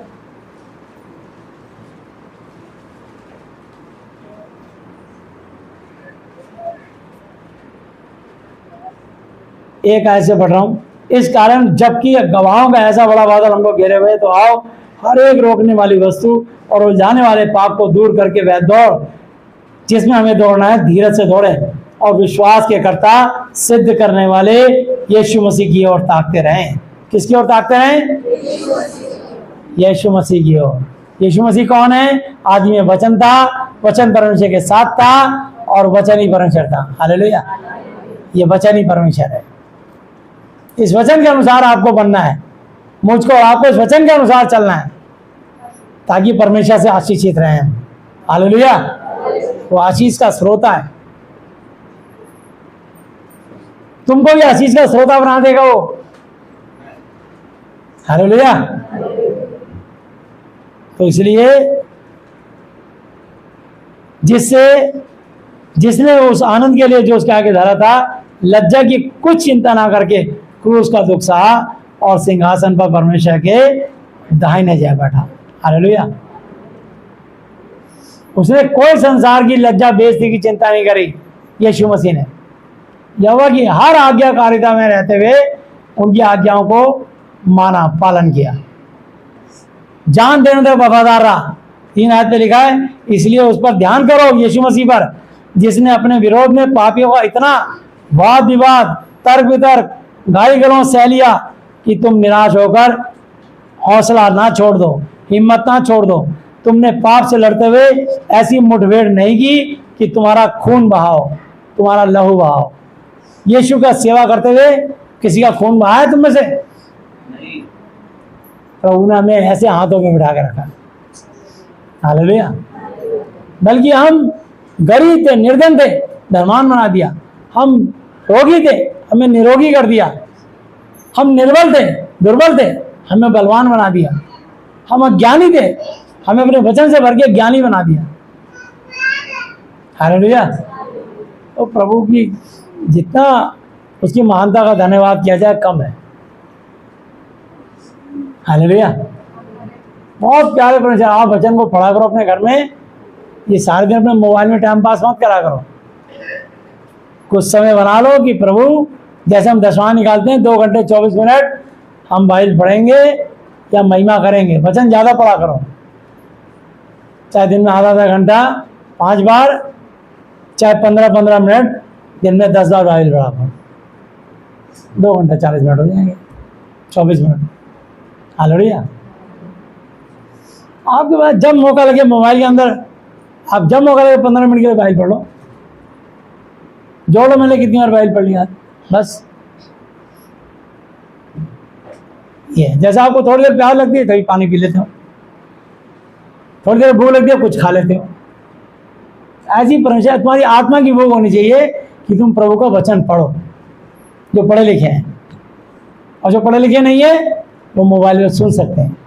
रोमियो 10:17 पे लिखा, विश्वास सुनने से, सुनना यीशु मसीह के वचन से होता है। हालेलुया। प्रभु के साथ व्यक्तिगत समय गुजारोगे ना, तुम्हारा जीवन ही अलग हो जाएगा। ना केवल तुम आशीषित होगे, बल्कि तुम एक आशीष का श्रोता बन जाओगे। हालेलुया। ऐसा परमेश्वर है। बड़ी उनकी अच्छी हमारे साथ प्लानिंग और योजना है। वो हमको जानबूझ के ऐसे हालात में जान देते हैं कि हम भूखे रहें, गरीब रहें, परेशान रहें, बीमारी में रहें। देखिए कुड़कुड़ाता है, मेरे साथ चलेगा या भाग जाएगा, वो देखते हैं तुमको। लेकिन उन्होंने लिख दिया 1 कुरिन्थियों 10:13 कि तुम किसी ऐसी परीक्षा में नहीं पड़े जो मनुष्य के सहने से बाहर है। परमेश्वर सच्चा है, वो तुम्हें सामर्थ्य से बाहर परीक्षा में पढ़ने नहीं देगा। वरन परीक्षा के साथ साथ निकाल भी गए तुमसे ऐसा हो। तुम्हारी जब परीक्षा होंगी, परमेश्वर देख रहा होगा, फिर तुम्हारे को निकालने का उपाय करेगा, तुम्हें सिद्ध करेगा, तुमको स्थिर करेगा, तुमको दृढ़ करेगा। हालेलुया। ताकि तुम उसके गवाह बन सको। ऐसा प्रभु है हमारा। हालेलुया। तो इसलिए हमें प्रभु ने लोगों के पाप क्षमा करने का अधिकार दिया है। यूहन्ना की पुस्तक निकालेंगे, यूहन्ना 20 अध्याय,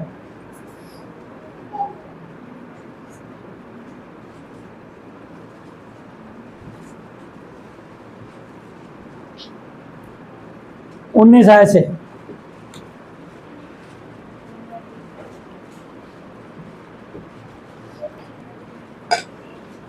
उसी दिन जो सप्ताह का पहला दिन था, संध्या के समय जब वहाँ के द्वार जहाँ चेले थे यहूदियों को डर के मारे बंद थे, तब यीशु आया और बीच में खड़ा होकर उनसे कहा, तुम्हें शांति मिले। हालेलुया। मुर्दों में जी उठने के बाद यहूदियों को डर के मारे, यीशु मसीह खुद यहूदी जाति के थे और यहूदियों ने उनको क्रूस पे चढ़ा के मार डाला। देखो आप, इसलिए लिखा है मत्ती की पुस्तक में 10:36 आयत पे कि मनुष्य के बैरी उसके घर ही के लोग होंगे।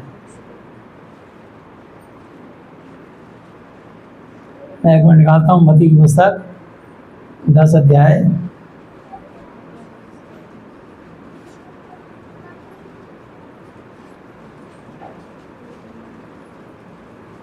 मनुष्य के बैरी उसके घर ही के लोग होंगे। 10:36। हालेलुया। यह ध्यान रखना। इसलिए आपको बैरी कहीं बाहर नहीं ढूंढने पड़ेंगे, आपके घर के लोग ही होंगे। अच्छा, यीशु को मानते हैं, हम तुझे बेदखल कर देंगे। यीशु को मानते हो, आज से तू मेरा बेटा नहीं, बेटी नहीं, निकल जा घर से। यीशु के कारण बहुत कुछ तुम्हारे जीवन में हुआ है, लेकिन यीशु मसीह आपको संभाल लेंगे। हालेलुया। आपको संभाल लेंगे, आपको किसी चीज़ की कमी नहीं रहने देंगे। ये तुम्हारी परीक्षा है, यीशु मसीह को बताएंगे ज़्यादा ऐसा हो रहा है। तुमको सिद्ध होना चाहते हैं, देखना चाहते हैं। हालेलुया। तुमको सिद्ध करना चाहते हैं। ठीक है ना। 5:48 आयत पे देखो, मैं इसके पहले भी इसको पढ़ लूँ। मत्ती 10 की 34 आयत। ये ना समझो कि मैं पृथ्वी पर मिलाप करवाने आया हूँ, मैं मिलाप कराने नहीं पर तलवार चलवाने आया हूँ। मैं तो आया हूँ कि मनुष्य को उसके पिता से और बेटी को उसकी माँ से और बहू को उसकी सास से अलग कर दूं। मनुष्य के बैरी उसके घर ही के लोग होंगे। जो माता या पिता को मुझसे अधिक प्रिय जानता है वो मेरे योग्य नहीं, जो बेटा या बेटी को मुझसे अधिक प्रिय जानता है वो मेरे योग्य नहीं, और जो अपना क्रूस लेकर मेरे पीछे ना चले वो मेरे योग्य नहीं।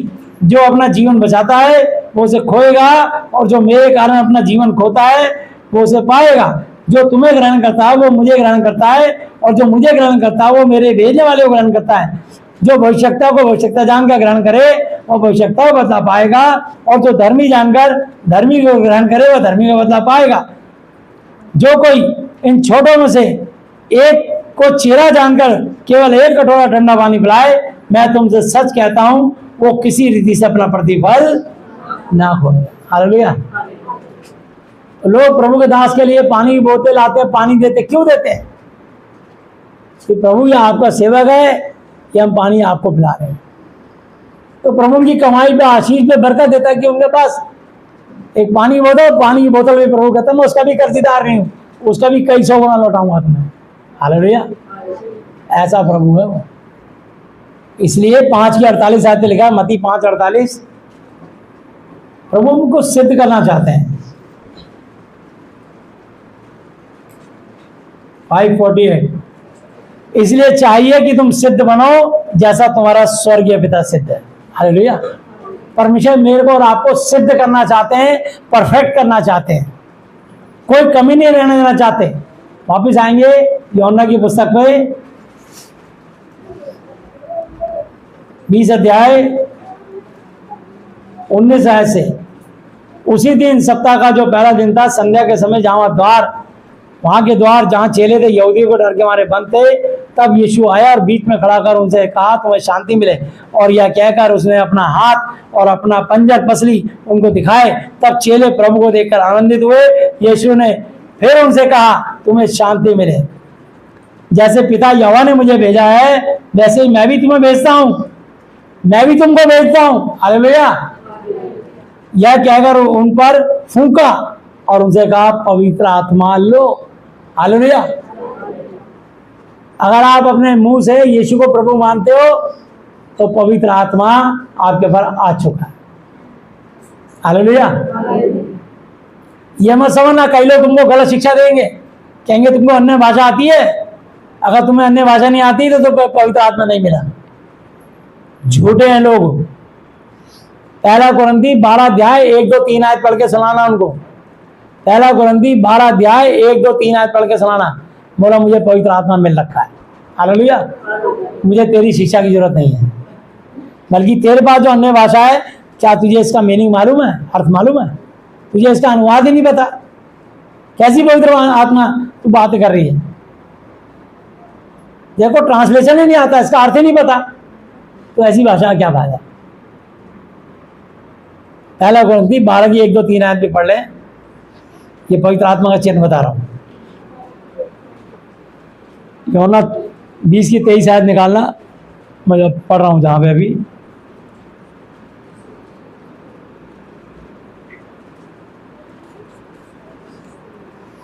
पहला कुरिन्थी 12 की 1-2-3। हे भाइयों, मैं नहीं चाहता कि तुम आत्मिक वरदानों के विषय में अज्ञात रहो। तुम जानते हो कि जब तुम अन्य जाति थे, गूंगी मूर्तियों के पीछे जैसे चलाए जाते थे वैसे चलते थे। लेकिन बाइबल हमको स्वतंत्र करती है। इसका एक वचन सच्चा है। हालेलुया। तो यहाँ लिखा है, इसलिए मैं तुम्हें चेतावनी देता हूं कि जो कोई परमेश्वर की आत्मा की अगुवाई से बोलता है वो नहीं कहता कि यीशु श्रापित है, और ना कोई पवित्र आत्मा के बिना कह सकता है कि यीशु यीशु यीशु। अगर तुमको पवित्र आत्मा मिल चुका है तो तुम यीशु को प्रभु मानोगे। और अगर पवित्र आत्मा नहीं होगा, देखो ये किताब, ये मैंने दी थी इनको, नया नियम, इसमें क्या लिखा है? प्रेम संदेश। मैंने देख ली थी अभी, ठीक है ना, ये आती थी। तो नया नियम है, इसमें नया नियम और नीति वचन है ना। इसमें नहीं है नितीजन, इसमें सिर्फ नया नियम है।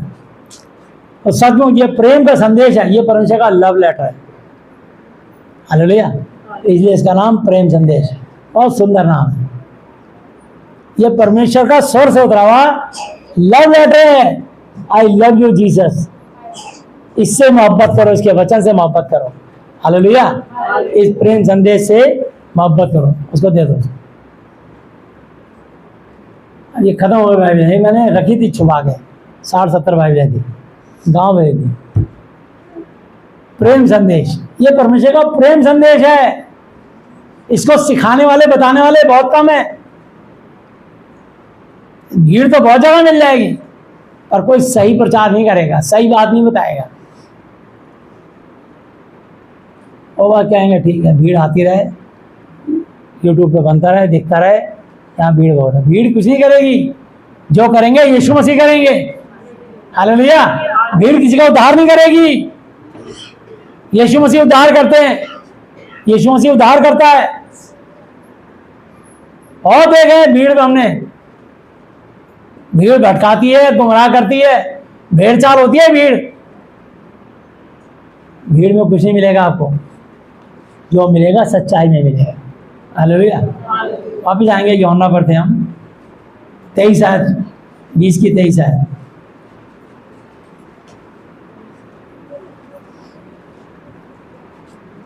देखो कितना सुंदर लिखा है इसमें, अधिकार दिया प्रभु ने हमको, अधिकार।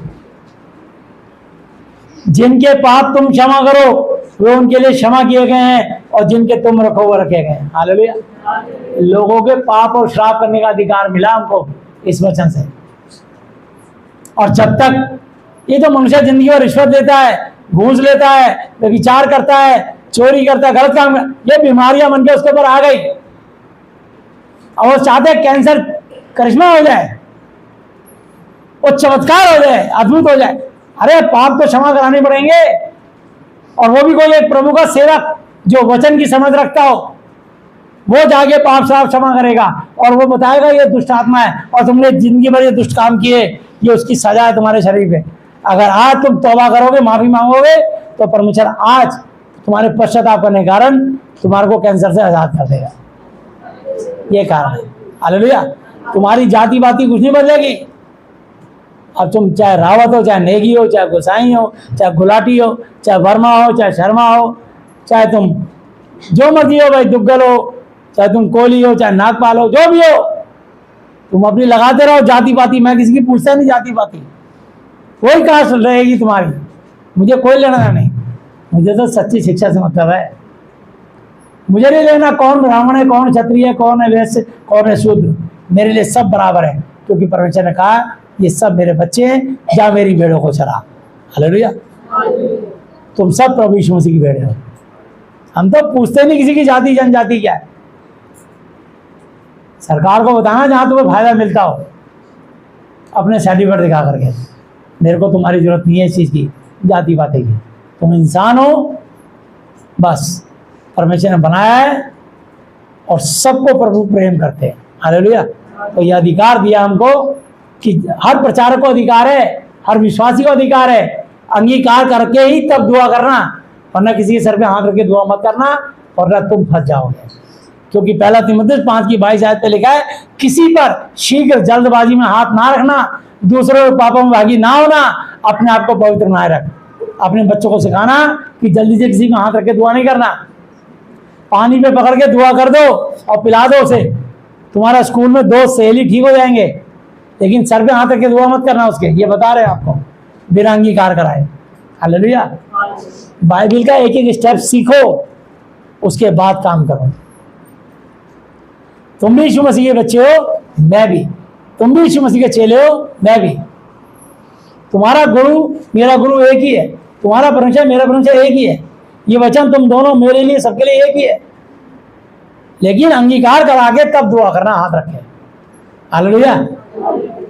ये हमारा पिता प्रार्थना करा के, अंगीकार करा के, पाप श्राप क्षमा करके। यहाँ लिखा है, जिनके पाप तुम क्षमा करो उनके लिए क्षमा किए गए, जिनके तुम रखो रखे गए हैं। परंतु 12 में से एक व्यक्ति अर्थात थोमा जो दिदुमुस कहलाता है, जब यीशु आया स्वर्ग से तो उनके साथ ना था, और जब और चेले उससे कहने लगे कि हमने प्रभु को देखा है, वो मुर्दों में से जी उठा, तब उसने उससे कहा जब तक मैं उसके हाथों में वो जो जहाँ खूंटे गाड़े गए थे, खूंटे के छेद ना देख लूं और खूंटे के छेदों में अपनी उंगली ना डाल लूं और उसके पंजर पसली में जहाँ भाला घुसेड़ा था अपना हाथ ना डाल लूं, तब तक मैं प्रतीति यकीन भरोसा नहीं करूंगा कि यीशु मुर्दों में से जी उठा या वो जीवित है।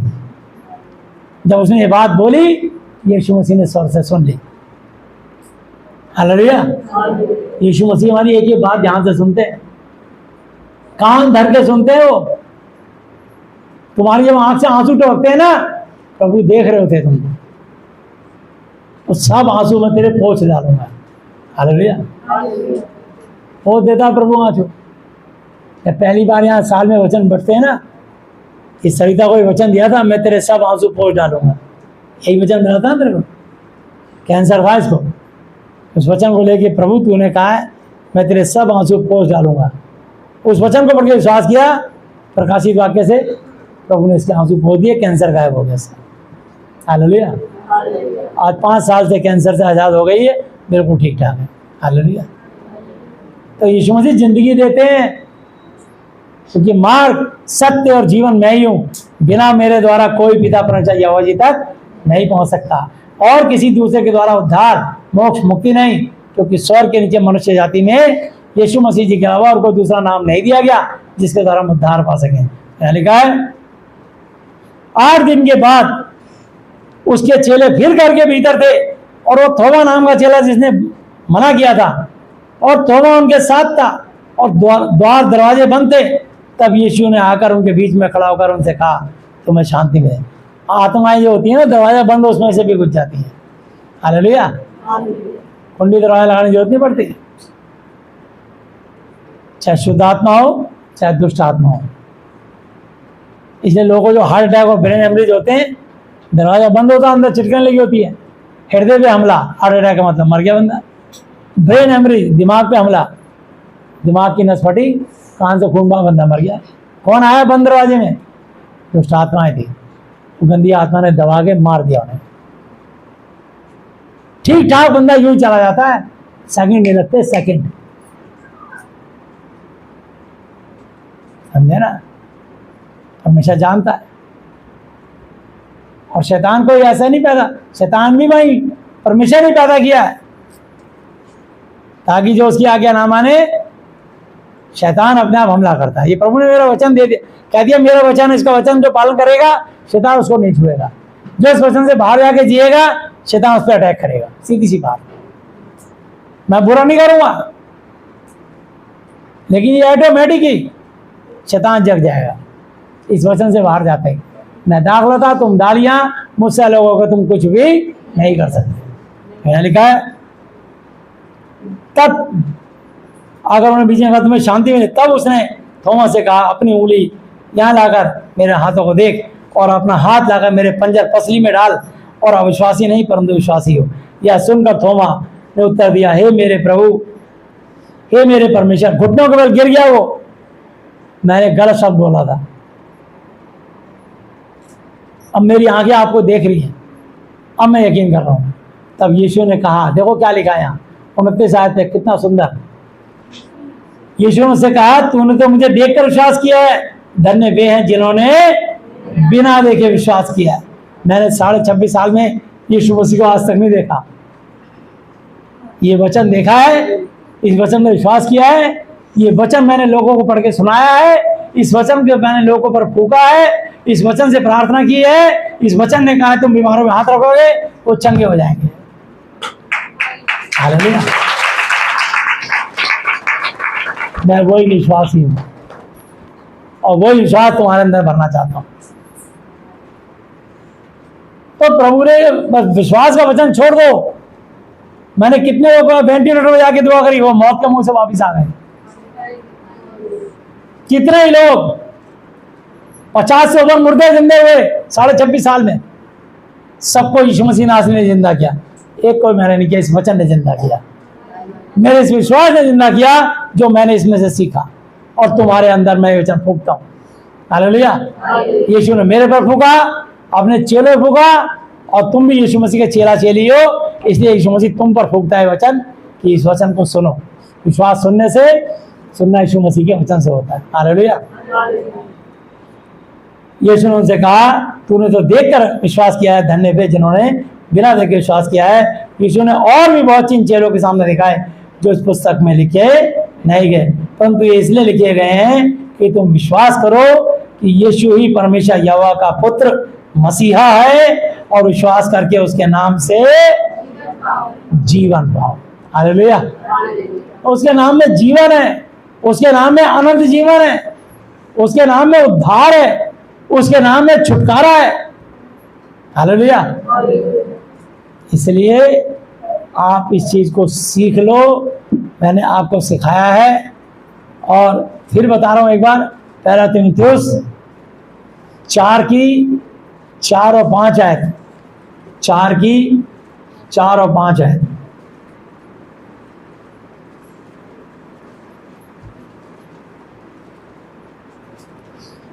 क्योंकि परमेश्वर की सृजी हर एक वस्तु अच्छी है और कोई वस्तु अस्वीकार माना करने योग्य नहीं, पर यह है कि धन्यवाद के साथ खाई जाए, क्योंकि परमेश्वर के वचन और प्रार्थना के द्वारा शुद्ध हो जाती है।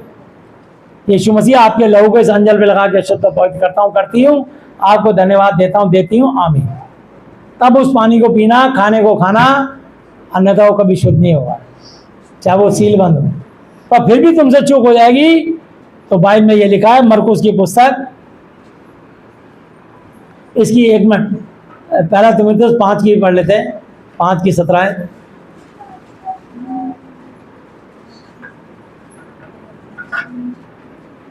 जो प्राचीन अच्छा प्रबंध करते हैं, विशेष करके वे जो वचन सुनाने और सिखाने में परिश्रम करते हैं, 2 गुना आदर के योग्य समझे जाएं, क्योंकि महाति पवित्र शास्त्र कहता है कि दाने वाले बैल का मुंह न बांधना, क्योंकि मजदूर अपनी मजदूरी का हकदार है। कोई दोष किसी प्राचीन पर लगाया जाए तो बिना 2 या 3 गवाहों के उसको ना सुन, पाप करने वाले को सबके सामने समझा दे, ताकि और लोग भी डरें। परमेश्वर और यीशु मसीह और चुने हुए स्वर्गदूतों को उपस्थित जानकर मैं तुझे चेतावनी देता हूं, अलर्ट करता हूं कि तू मन खोलकर इन वचनों को माना कर और कोई काम पक्षपात भेदभाव से ना कर, और किसी पर शीघ्र जल्दबाजी में हाथ ना रखना, और दूसरों के पापों में भागी ना होना, अपने आप को पवित्र बनाए रख। तो इसलिए कभी किसी को जल्दबाजी में हाथ रख के दुआ नहीं करना। हालेलुया। और 23 शायद बहुत जानबूझ के पढ़ रहा हूँ, बहुत सारे लोग, शराबी लोग इसका गलत फायदा उठाते हैं।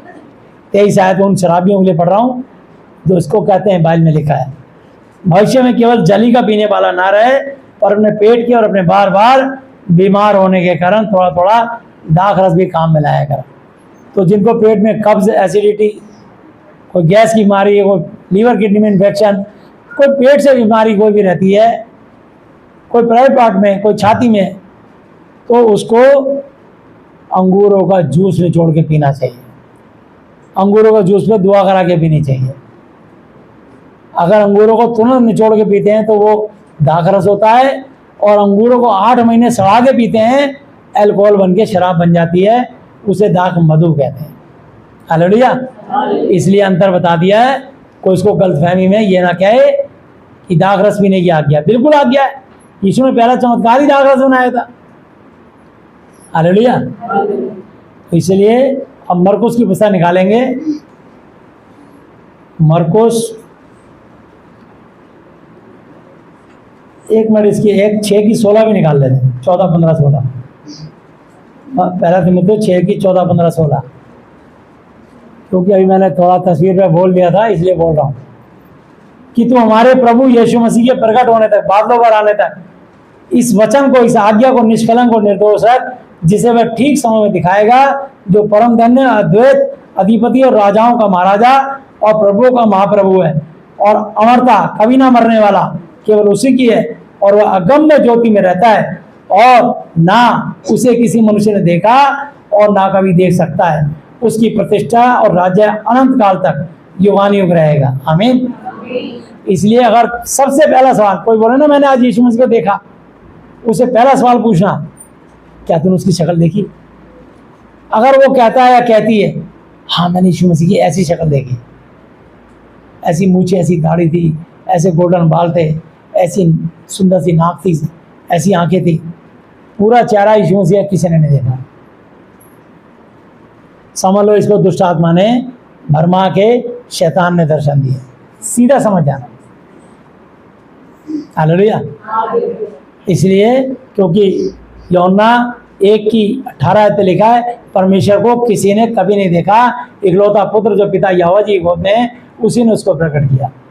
हालेलुया। और तीसरा वचन पहला कुरिन्थी 5:16, 5:16, तीनों वचन एक ही वचन बात से सहमत होते हैं। 16 और 17 है।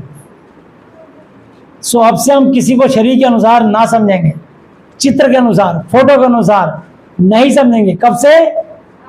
कब से? कब से? अभी से। ये वचन अभी देखो पढ़ा आपने, ये मैंने नहीं छापा बाइबल में। अगर आप बाइबल को मानते हो, बाइबल की आज्ञा ही मानो।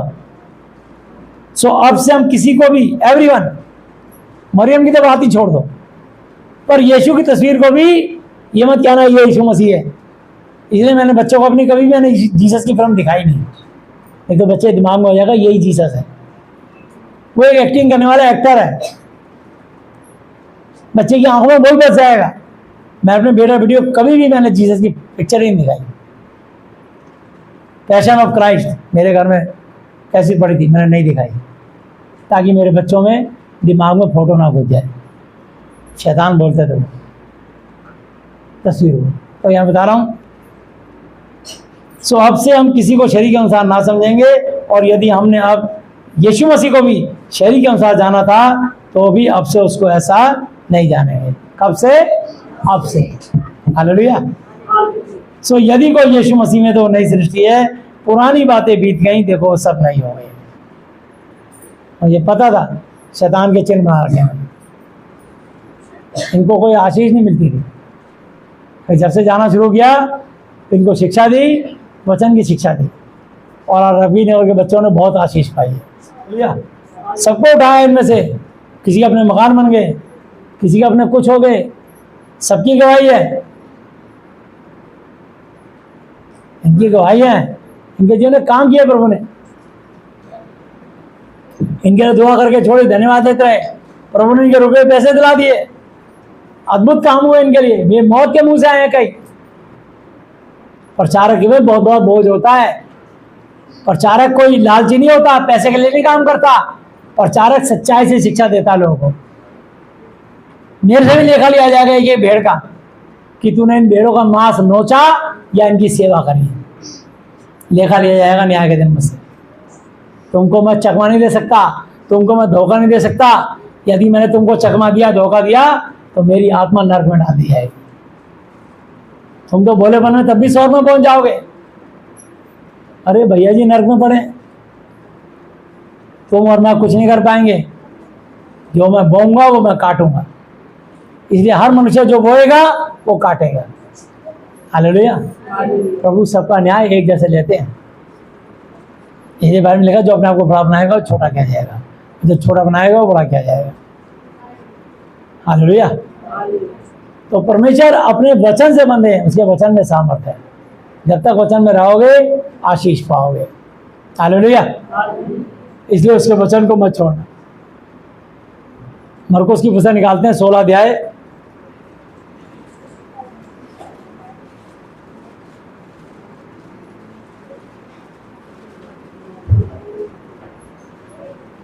से। और उसने उनसे कहा, तुम सारे जगत में जाकर सारी सृष्टि के लोगों को सुसमाचार प्रचार करो। जो विश्वास करे बपतिस्मा वाले उसी का उद्धार होगा, और जो विश्वास नहीं करेगा वो दोषी ठहराया जाएगा। और विश्वास करने वालों में चिन्ह होंगे कि वो मेरे नाम से दुष्ट आत्माओं को निकालेंगे, और अन्य अन्य भाषा, नई नई भाषाएं बोलेंगे, सांपों को उठा लेंगे, और यदि वे नाशक जहरीली वस्तु पी जाएं तो भी उनकी कुछ हानि ना होगी। वे बीमारों पर हाथ रखेंगे और वे चंगे हो जाएंगे। हालेलुया। इसलिए अगर तुम दुआ करके खाओगे पियोगे, तो कभी भी अगर कोई धोखे से किसी ने प्रसाद भी खिला दिया, तो तुमको और तुम्हारे बच्चों का असर नहीं होगा। तुम नाशक वस्तु पी जाओ, जहरीली वस्तु पी जाओ, शैतानी चीज भी खा पी जाओ, पता नहीं है धोखे में दे दिया किसी ने। था प्रसाद केला सेब अमरूद, पर तुमको खिला दिया, पर तुमने दुआ करके खाया, लहू लगा के खाया, अनजाने में खाया, इसलिए तुमको कुछ हानि नहीं होगी। आमीन। ये 3 चीजें सिखा रहा हूं। और मत्ती 18 की 18 है,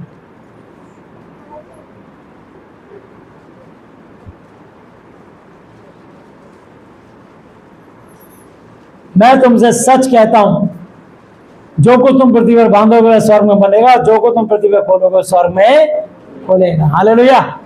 इसलिए प्रभु की बांधने की और खोलने की शक्ति सीख लो। कहीं भी जाया करो, चाहे डीडी ऑफिस, चाहे अस्पताल, चाहे कारपोरेशन एमसीडी के ऑफिस, एनडीएमसी के ऑफिस, पुलिस थाना, चाहे कोर्ट कचहरी अदालत, या जहां नौकरी करते हो, बिजनेस, कहीं भी जाते हो, 2 मिनट के लिए सर से चुन्नी उतारनी है या सर पे हेलमेट टोपी है तो हटानी है। बोला यीशु के नाम से हर विरोधी आत्मा को खंडन करती हूँ, तोड़ती हूँ, यीशु के नाम से बांधता हूँ, यीशु के नाम से आमीन। जैसी बांधोगे उस बिल्डिंग की सारी शक्तियां बन जाएंगी, तुम्हारे कंट्रोल में जाएगा, तुम्हारा काम बन जाएगा। और अगर वहां बोल दोगे यीशु मसीह आपके लहू की बाढ़ लगाता हूँ, लगाती हूँ, मेरी एंट्री करने के बाद कोई भी अशुद्ध आत्मा कुछ ना कुछ करेगी, यीशु के नाम से बाहर ही बंद के रह जाएगी। मैं घोषणा करता हूँ, करती हूँ, जो भी आदमी औरत अंदर आएगा दुष्ट आत्मा बाहर रह जाएगी, वो आते ही खोखला हो जाएगा। हालेलुया। ये सीख लो। 2, 3, 4 बातें मैंने सिखाई हैं। लहू से ढापना, बांध के घुसना और प्रार्थना करके खाना, और बिना पाप क्षमा करे किसी पर हाथ रख के दुआ नहीं करना। जिंदगी भर कभी कोई बीमार नहीं पड़ोगे। हालेलुया। और हमेशा यीशु मसीह की ओर ताकना। तुरंत बाइबल पढ़ो, और प्रभु जानते हैं तुम किस परिस्थिति में हो और तुम क्यों परिस्थिति में हो। तुम में से कई लोग लालची हैं, अपना दशवांश चोरी करते हैं, अपनी भेंट चोरी करते हैं, सोचते हैं हाय इतना कैसे हो। अरे तुम आया कर, आगे तुम्हारी फसल ही नहीं बढ़ेगी, तुम्हारे आगे रास्ते नहीं खुलेंगे। तो ये को देना, हम एक एक पैसे का दशवांश निकालते हैं, बल्कि भेंट भी निकालते हैं, खूब निकालते हैं भेंट। प्रभु ने हमें कोई कमी नहीं रखी, खूब दबा के भेंट निकालते हैं। दशवांश तो निकालते ही हैं, दशवांश का दशवांश निकालना। गिनती की पुस्तक में लिखा है 18 अध्याय 18 की 25 से 18 अध्याय की 25 से लेकर आखिरी आयत तक लिखा है, घर जाके पढ़ लेना। समझे, दशवांश का भी दशवांश देना पड़ेगा प्रचारक को भी। कभी तो प्रचारक नहीं पढ़ते, वो दशवांश का दशवांश नहीं निकालते। बस ये एक दिक्कत है उनको। और प्रभु ने हमको आशीष दी है उसके वचन का पालन करने का। हालेलुया। इसलिए मैं आपको जो है एक 19 और इसकी फिर मैं तुमसे कहता हूँ कि यदि तुम में से 2 जन पृथ्वी पर किसी बात के लिए जिसे मांगे एक मन के हों तो वो मेरे पिता यहोवा जी की ओर से हो जाएगी, क्योंकि जहाँ 2 या 3 मेरे नाम पर इकट्ठे होते हैं वहाँ उनके बीच में मौजूद होता हूँ। हालेलुया। और इसकी 19 की 26 आयत पे लिखा है, यीशु ने उनकी ओर देखकर कहा मनुष्य से तो यह नहीं हो सकता, परंतु परमेश्वर से सब कुछ हो सकता है। हालेलुया। इसलिए प्रभु ने कहा मत्ती 24 की 35 आयत पे, आकाश और पृथ्वी टल जाएंगे परंतु मेरा वचन कभी ना टलेगा। हालेलुया। इसलिए सिर्फ प्रभु पर विश्वास करना ये विश्वास के योग्य वचन है, विश्वास के योग्य यीशु मसीह है। हालेलुया। इसलिए इस वचन से दाएं बाएं मत मुड़ना। बस समझे ना, तुमको सीख मिल गई कि तुम बीमार नहीं पड़ोगे, तुम में कोई रोगी नहीं होगा, कोई बीमार नहीं पड़ेगा, कोई गरीब नहीं निर्धन होगा, कोई परेशानी होगा, किसी की अकाल मृत्यु नहीं होगी, कोई एक्सीडेंट नहीं होगा, बल्कि जो जितना गिरा हुआ और उठता चला जाएगा प्रभु के वचन को मानने के कारण, यीशु की दया के कारण, उसकी आशीष के कारण। हालेलुया। क्योंकि तुम आशीष के बारिश होने के लिए बुलाए गए हो। हालेलुया। प्रभु आपसे प्यार करता है, बहुत प्यार करता है। इसलिए हम कोशिश करते हैं कि सब लोग आशीष पाएं और प्रभु के वचन से आशीष पाएं। और हम जब तक हैं तुम्हारे साथ सिखा रहे हैं, लेकिन आपको अपनी लड़ाई अपने बच्चों को ये बीज बोना पड़ेगा और वचन को सिखा के चलना पड़ेगा। आखिरी वचन पढ़ूंगा मैं, जिससे क्योंकि कई बच्चे अभी जवान हमारे हो रहे हैं, और जवानी में ही बचपन में गलतियां करते हैं लड़के लड़कियां। मैं आखिरी वचन पढ़ूंगा, उसके बाद 2 Corinthians 13-14 यहोशू निकालेंगे। यहोशू की पुस्तक, ये बहुत सारे हमारे बच्चे भटक जाते हैं और गलती कर बैठते हैं, इसलिए उनके लिए यहोशू की पुस्तक 23 अध्याय 9 से लेकर 16 तक पढ़ रहा हूँ। जिन लड़कों को लड़कियों को प्रेम रोग हो जाता है, ये उनके लिए सुना रहा हूँ मैं ये वचन। और जो बच्चे अभी जवानी की तरफ बढ़ रहे हैं, अगर तुमने अन्य जाति में शादी कर ली तो परमेश्वर की ओर से ही तुम्हारी हेल्प बंद हो जाएगी। कोई इंसान तुम्हारे लिए क्या करेगा? इसलिए तुमने जल्दबाजी में काम किए हैं और सजा भुगती है। जो बोगे वो काटोगे, सीधी सी बात है। तो यहाँ पढ़ रहा हूं मैं 9 आयत से, यहोवा ने तुम्हारे सामने से बड़ी बड़ी और बलवंत जातियां निकाली हैं और तुम्हारे सामने आज के दिन तक कोई ठहर नहीं सका। तुम में से एक मनुष्य 1000 मनुष्यों को भगाएगा। कितने मनुष्य भगाएगा? 1000 मनुष्यों को खदेड़ोगे आप, क्योंकि तुम्हारा परमेश्वर यहोवा अपने वचन के अनुसार तुम्हारी ओर से लड़ता है। इसलिए अपने परमेश्वर यहोवा से प्रेम रखने की पूरी चौकसी करना। कैसे प्रेम रखते हैं? आज्ञा मानने से। आज्ञा मानना ही परमेश्वर से प्रेम रखना होता है। हालेलुया। यीशु मसीह आज्ञा मानते गए, स्वर्ग और पृथ्वी के अधिकारी बन गए। हालेलुया। क्योंकि यदि तुम किसी रीति से यहोवा से फिरकर, इस बाइबल की शिक्षा से फिरकर इन जातियों के बाकी लोगों से मिलने जुलने लगो जो तुम्हारे बीच में बचे हुए रहते हैं, और इनसे ब्याह शादी करके इनके साथ समझाना रिश्ता जोड़ो, तो निश्चय पक्का जान लो कि आगे को तुम्हारा परमेश्वर यहोवा इन जातियों को तुम्हारे सामने से नहीं निकालेगा, नहीं निकालेगा। और ये तुम्हारे लिए जाल और फंदे और तुम्हारे पंजर पसलियों के लिए कोड़े और तुम्हारी आंखों में कांटे ठहरेंगी, और अंत में तुम इस अच्छी भूमि पर से जो तुम्हारे परमेश्वर यहोवा ने तुम्हें दी है नष्ट हो जाओगे। नष्ट का मतलब इस जीवन में भी तड़प के मरना पड़ेगा, और मरने के बाद उसकी आत्मा का उद्धार, मोक्ष, मुक्ति नहीं मिलेगी। यीशु को छोड़ने के कारण, दुष्ट आत्मा की पूजा करने के कारण यह हाल होगा। मेरे पास एक बार एक केस आया था, जब मैं आज से करीब 23-24 साल पहले, मैं नया नया विश्वासी था। एक लड़की अपने टाइम में बड़ी खूबसूरत थी, बाहर आते थे, तो एक्सपोर्ट की फैक्ट्री में काम करती थी। उस समय 24 साल पहले कोई लड़की फैशन करती है तो बहुत बड़ी बात होती है। वो निक्कर पहनती थी, ऐसे बाल काट के, मतलब बाहर आते थे, उनके साथ दोस्ती करती, कंपनी के लिए काम करती थी। और उसने काम करते करते वहाँ किसी लड़के लव हो गया, शादी कर ली, और शादी करके उसके बच्चे भी हुए।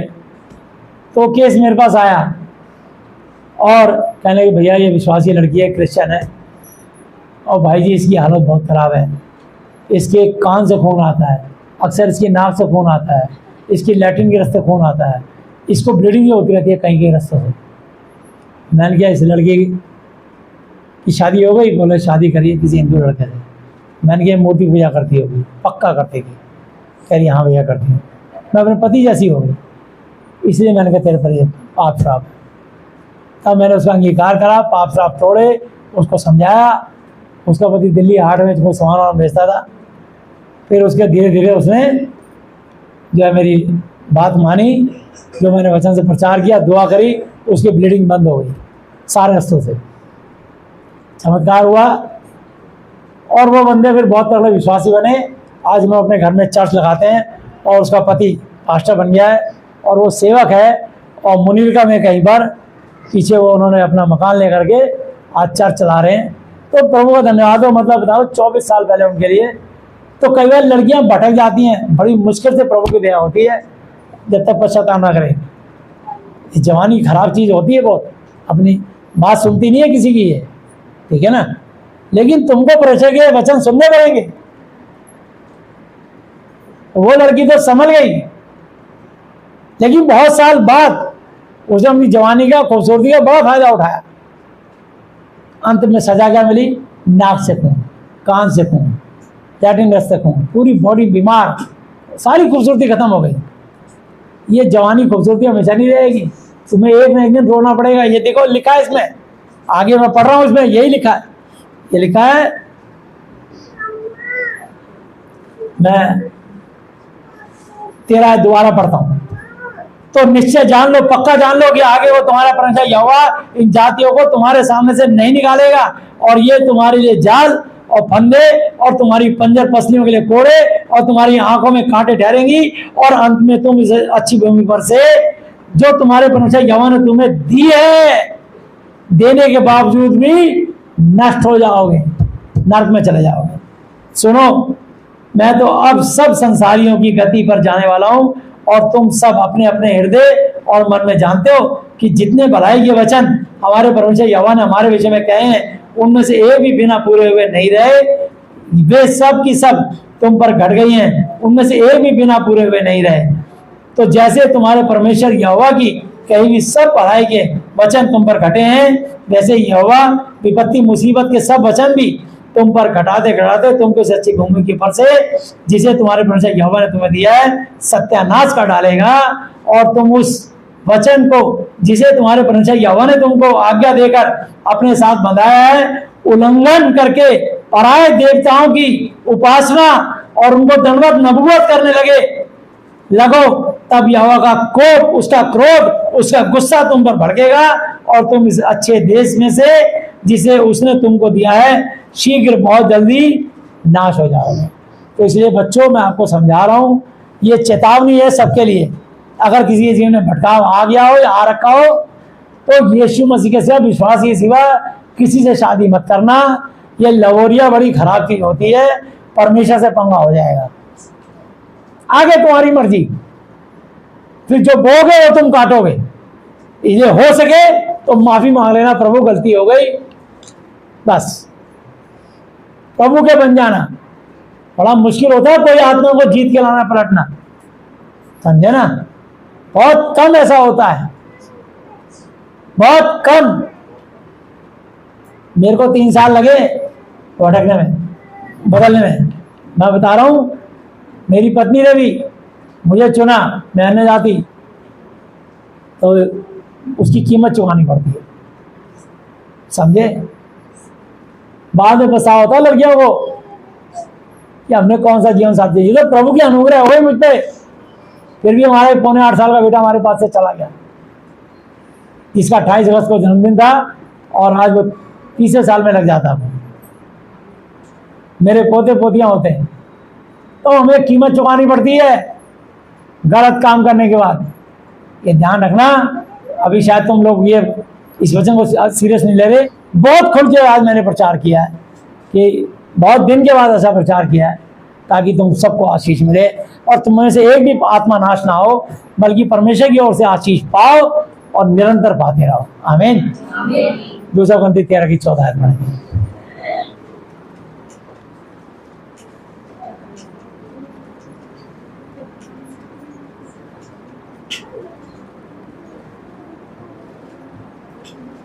प्रभु यीशु मसीह जी का अनुग्रह और परमेश्वर यहोवा जी का प्रेम और पवित्र आत्मा जी की सहभागिता तुम सबके साथ यीशु के नाम में होती रहे, बनी रहे और बिना रुके बढ़ती चली जाए।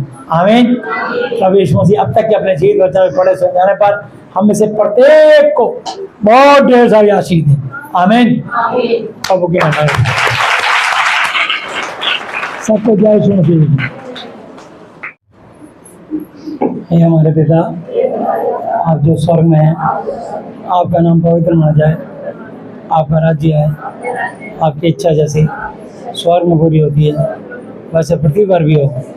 हमारी दिन भर की रोटी आज हमें दें, और जिस प्रकार हमने अपने अपराधियों को क्षमा किया है, वैसे ही आप भी हमारे अपराधों को क्षमा करें, और हमें परीक्षा में ना लाएं, परंतु बुराई से बचाएं, क्योंकि राज्य और पराक्रम और महिमा सदा ही आपके हैं।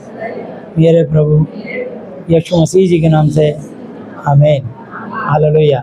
प्रभु यीशु मसीह जी, आज मैंने जितना ही वचन सुना, ये सब वचन मेरे परिवार के हर सदस्य जी में 1000 गुना फल लाए।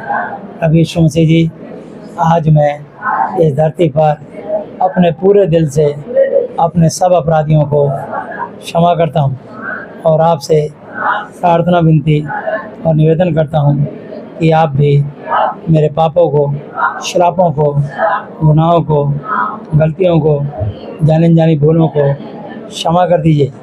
प्रभु यीशु मसीह जी, आज से आप ही मेरे पिता, गुरु और परमेश्वर हो। मैं आपका बेटा, चेला और विश्वासी हूँ।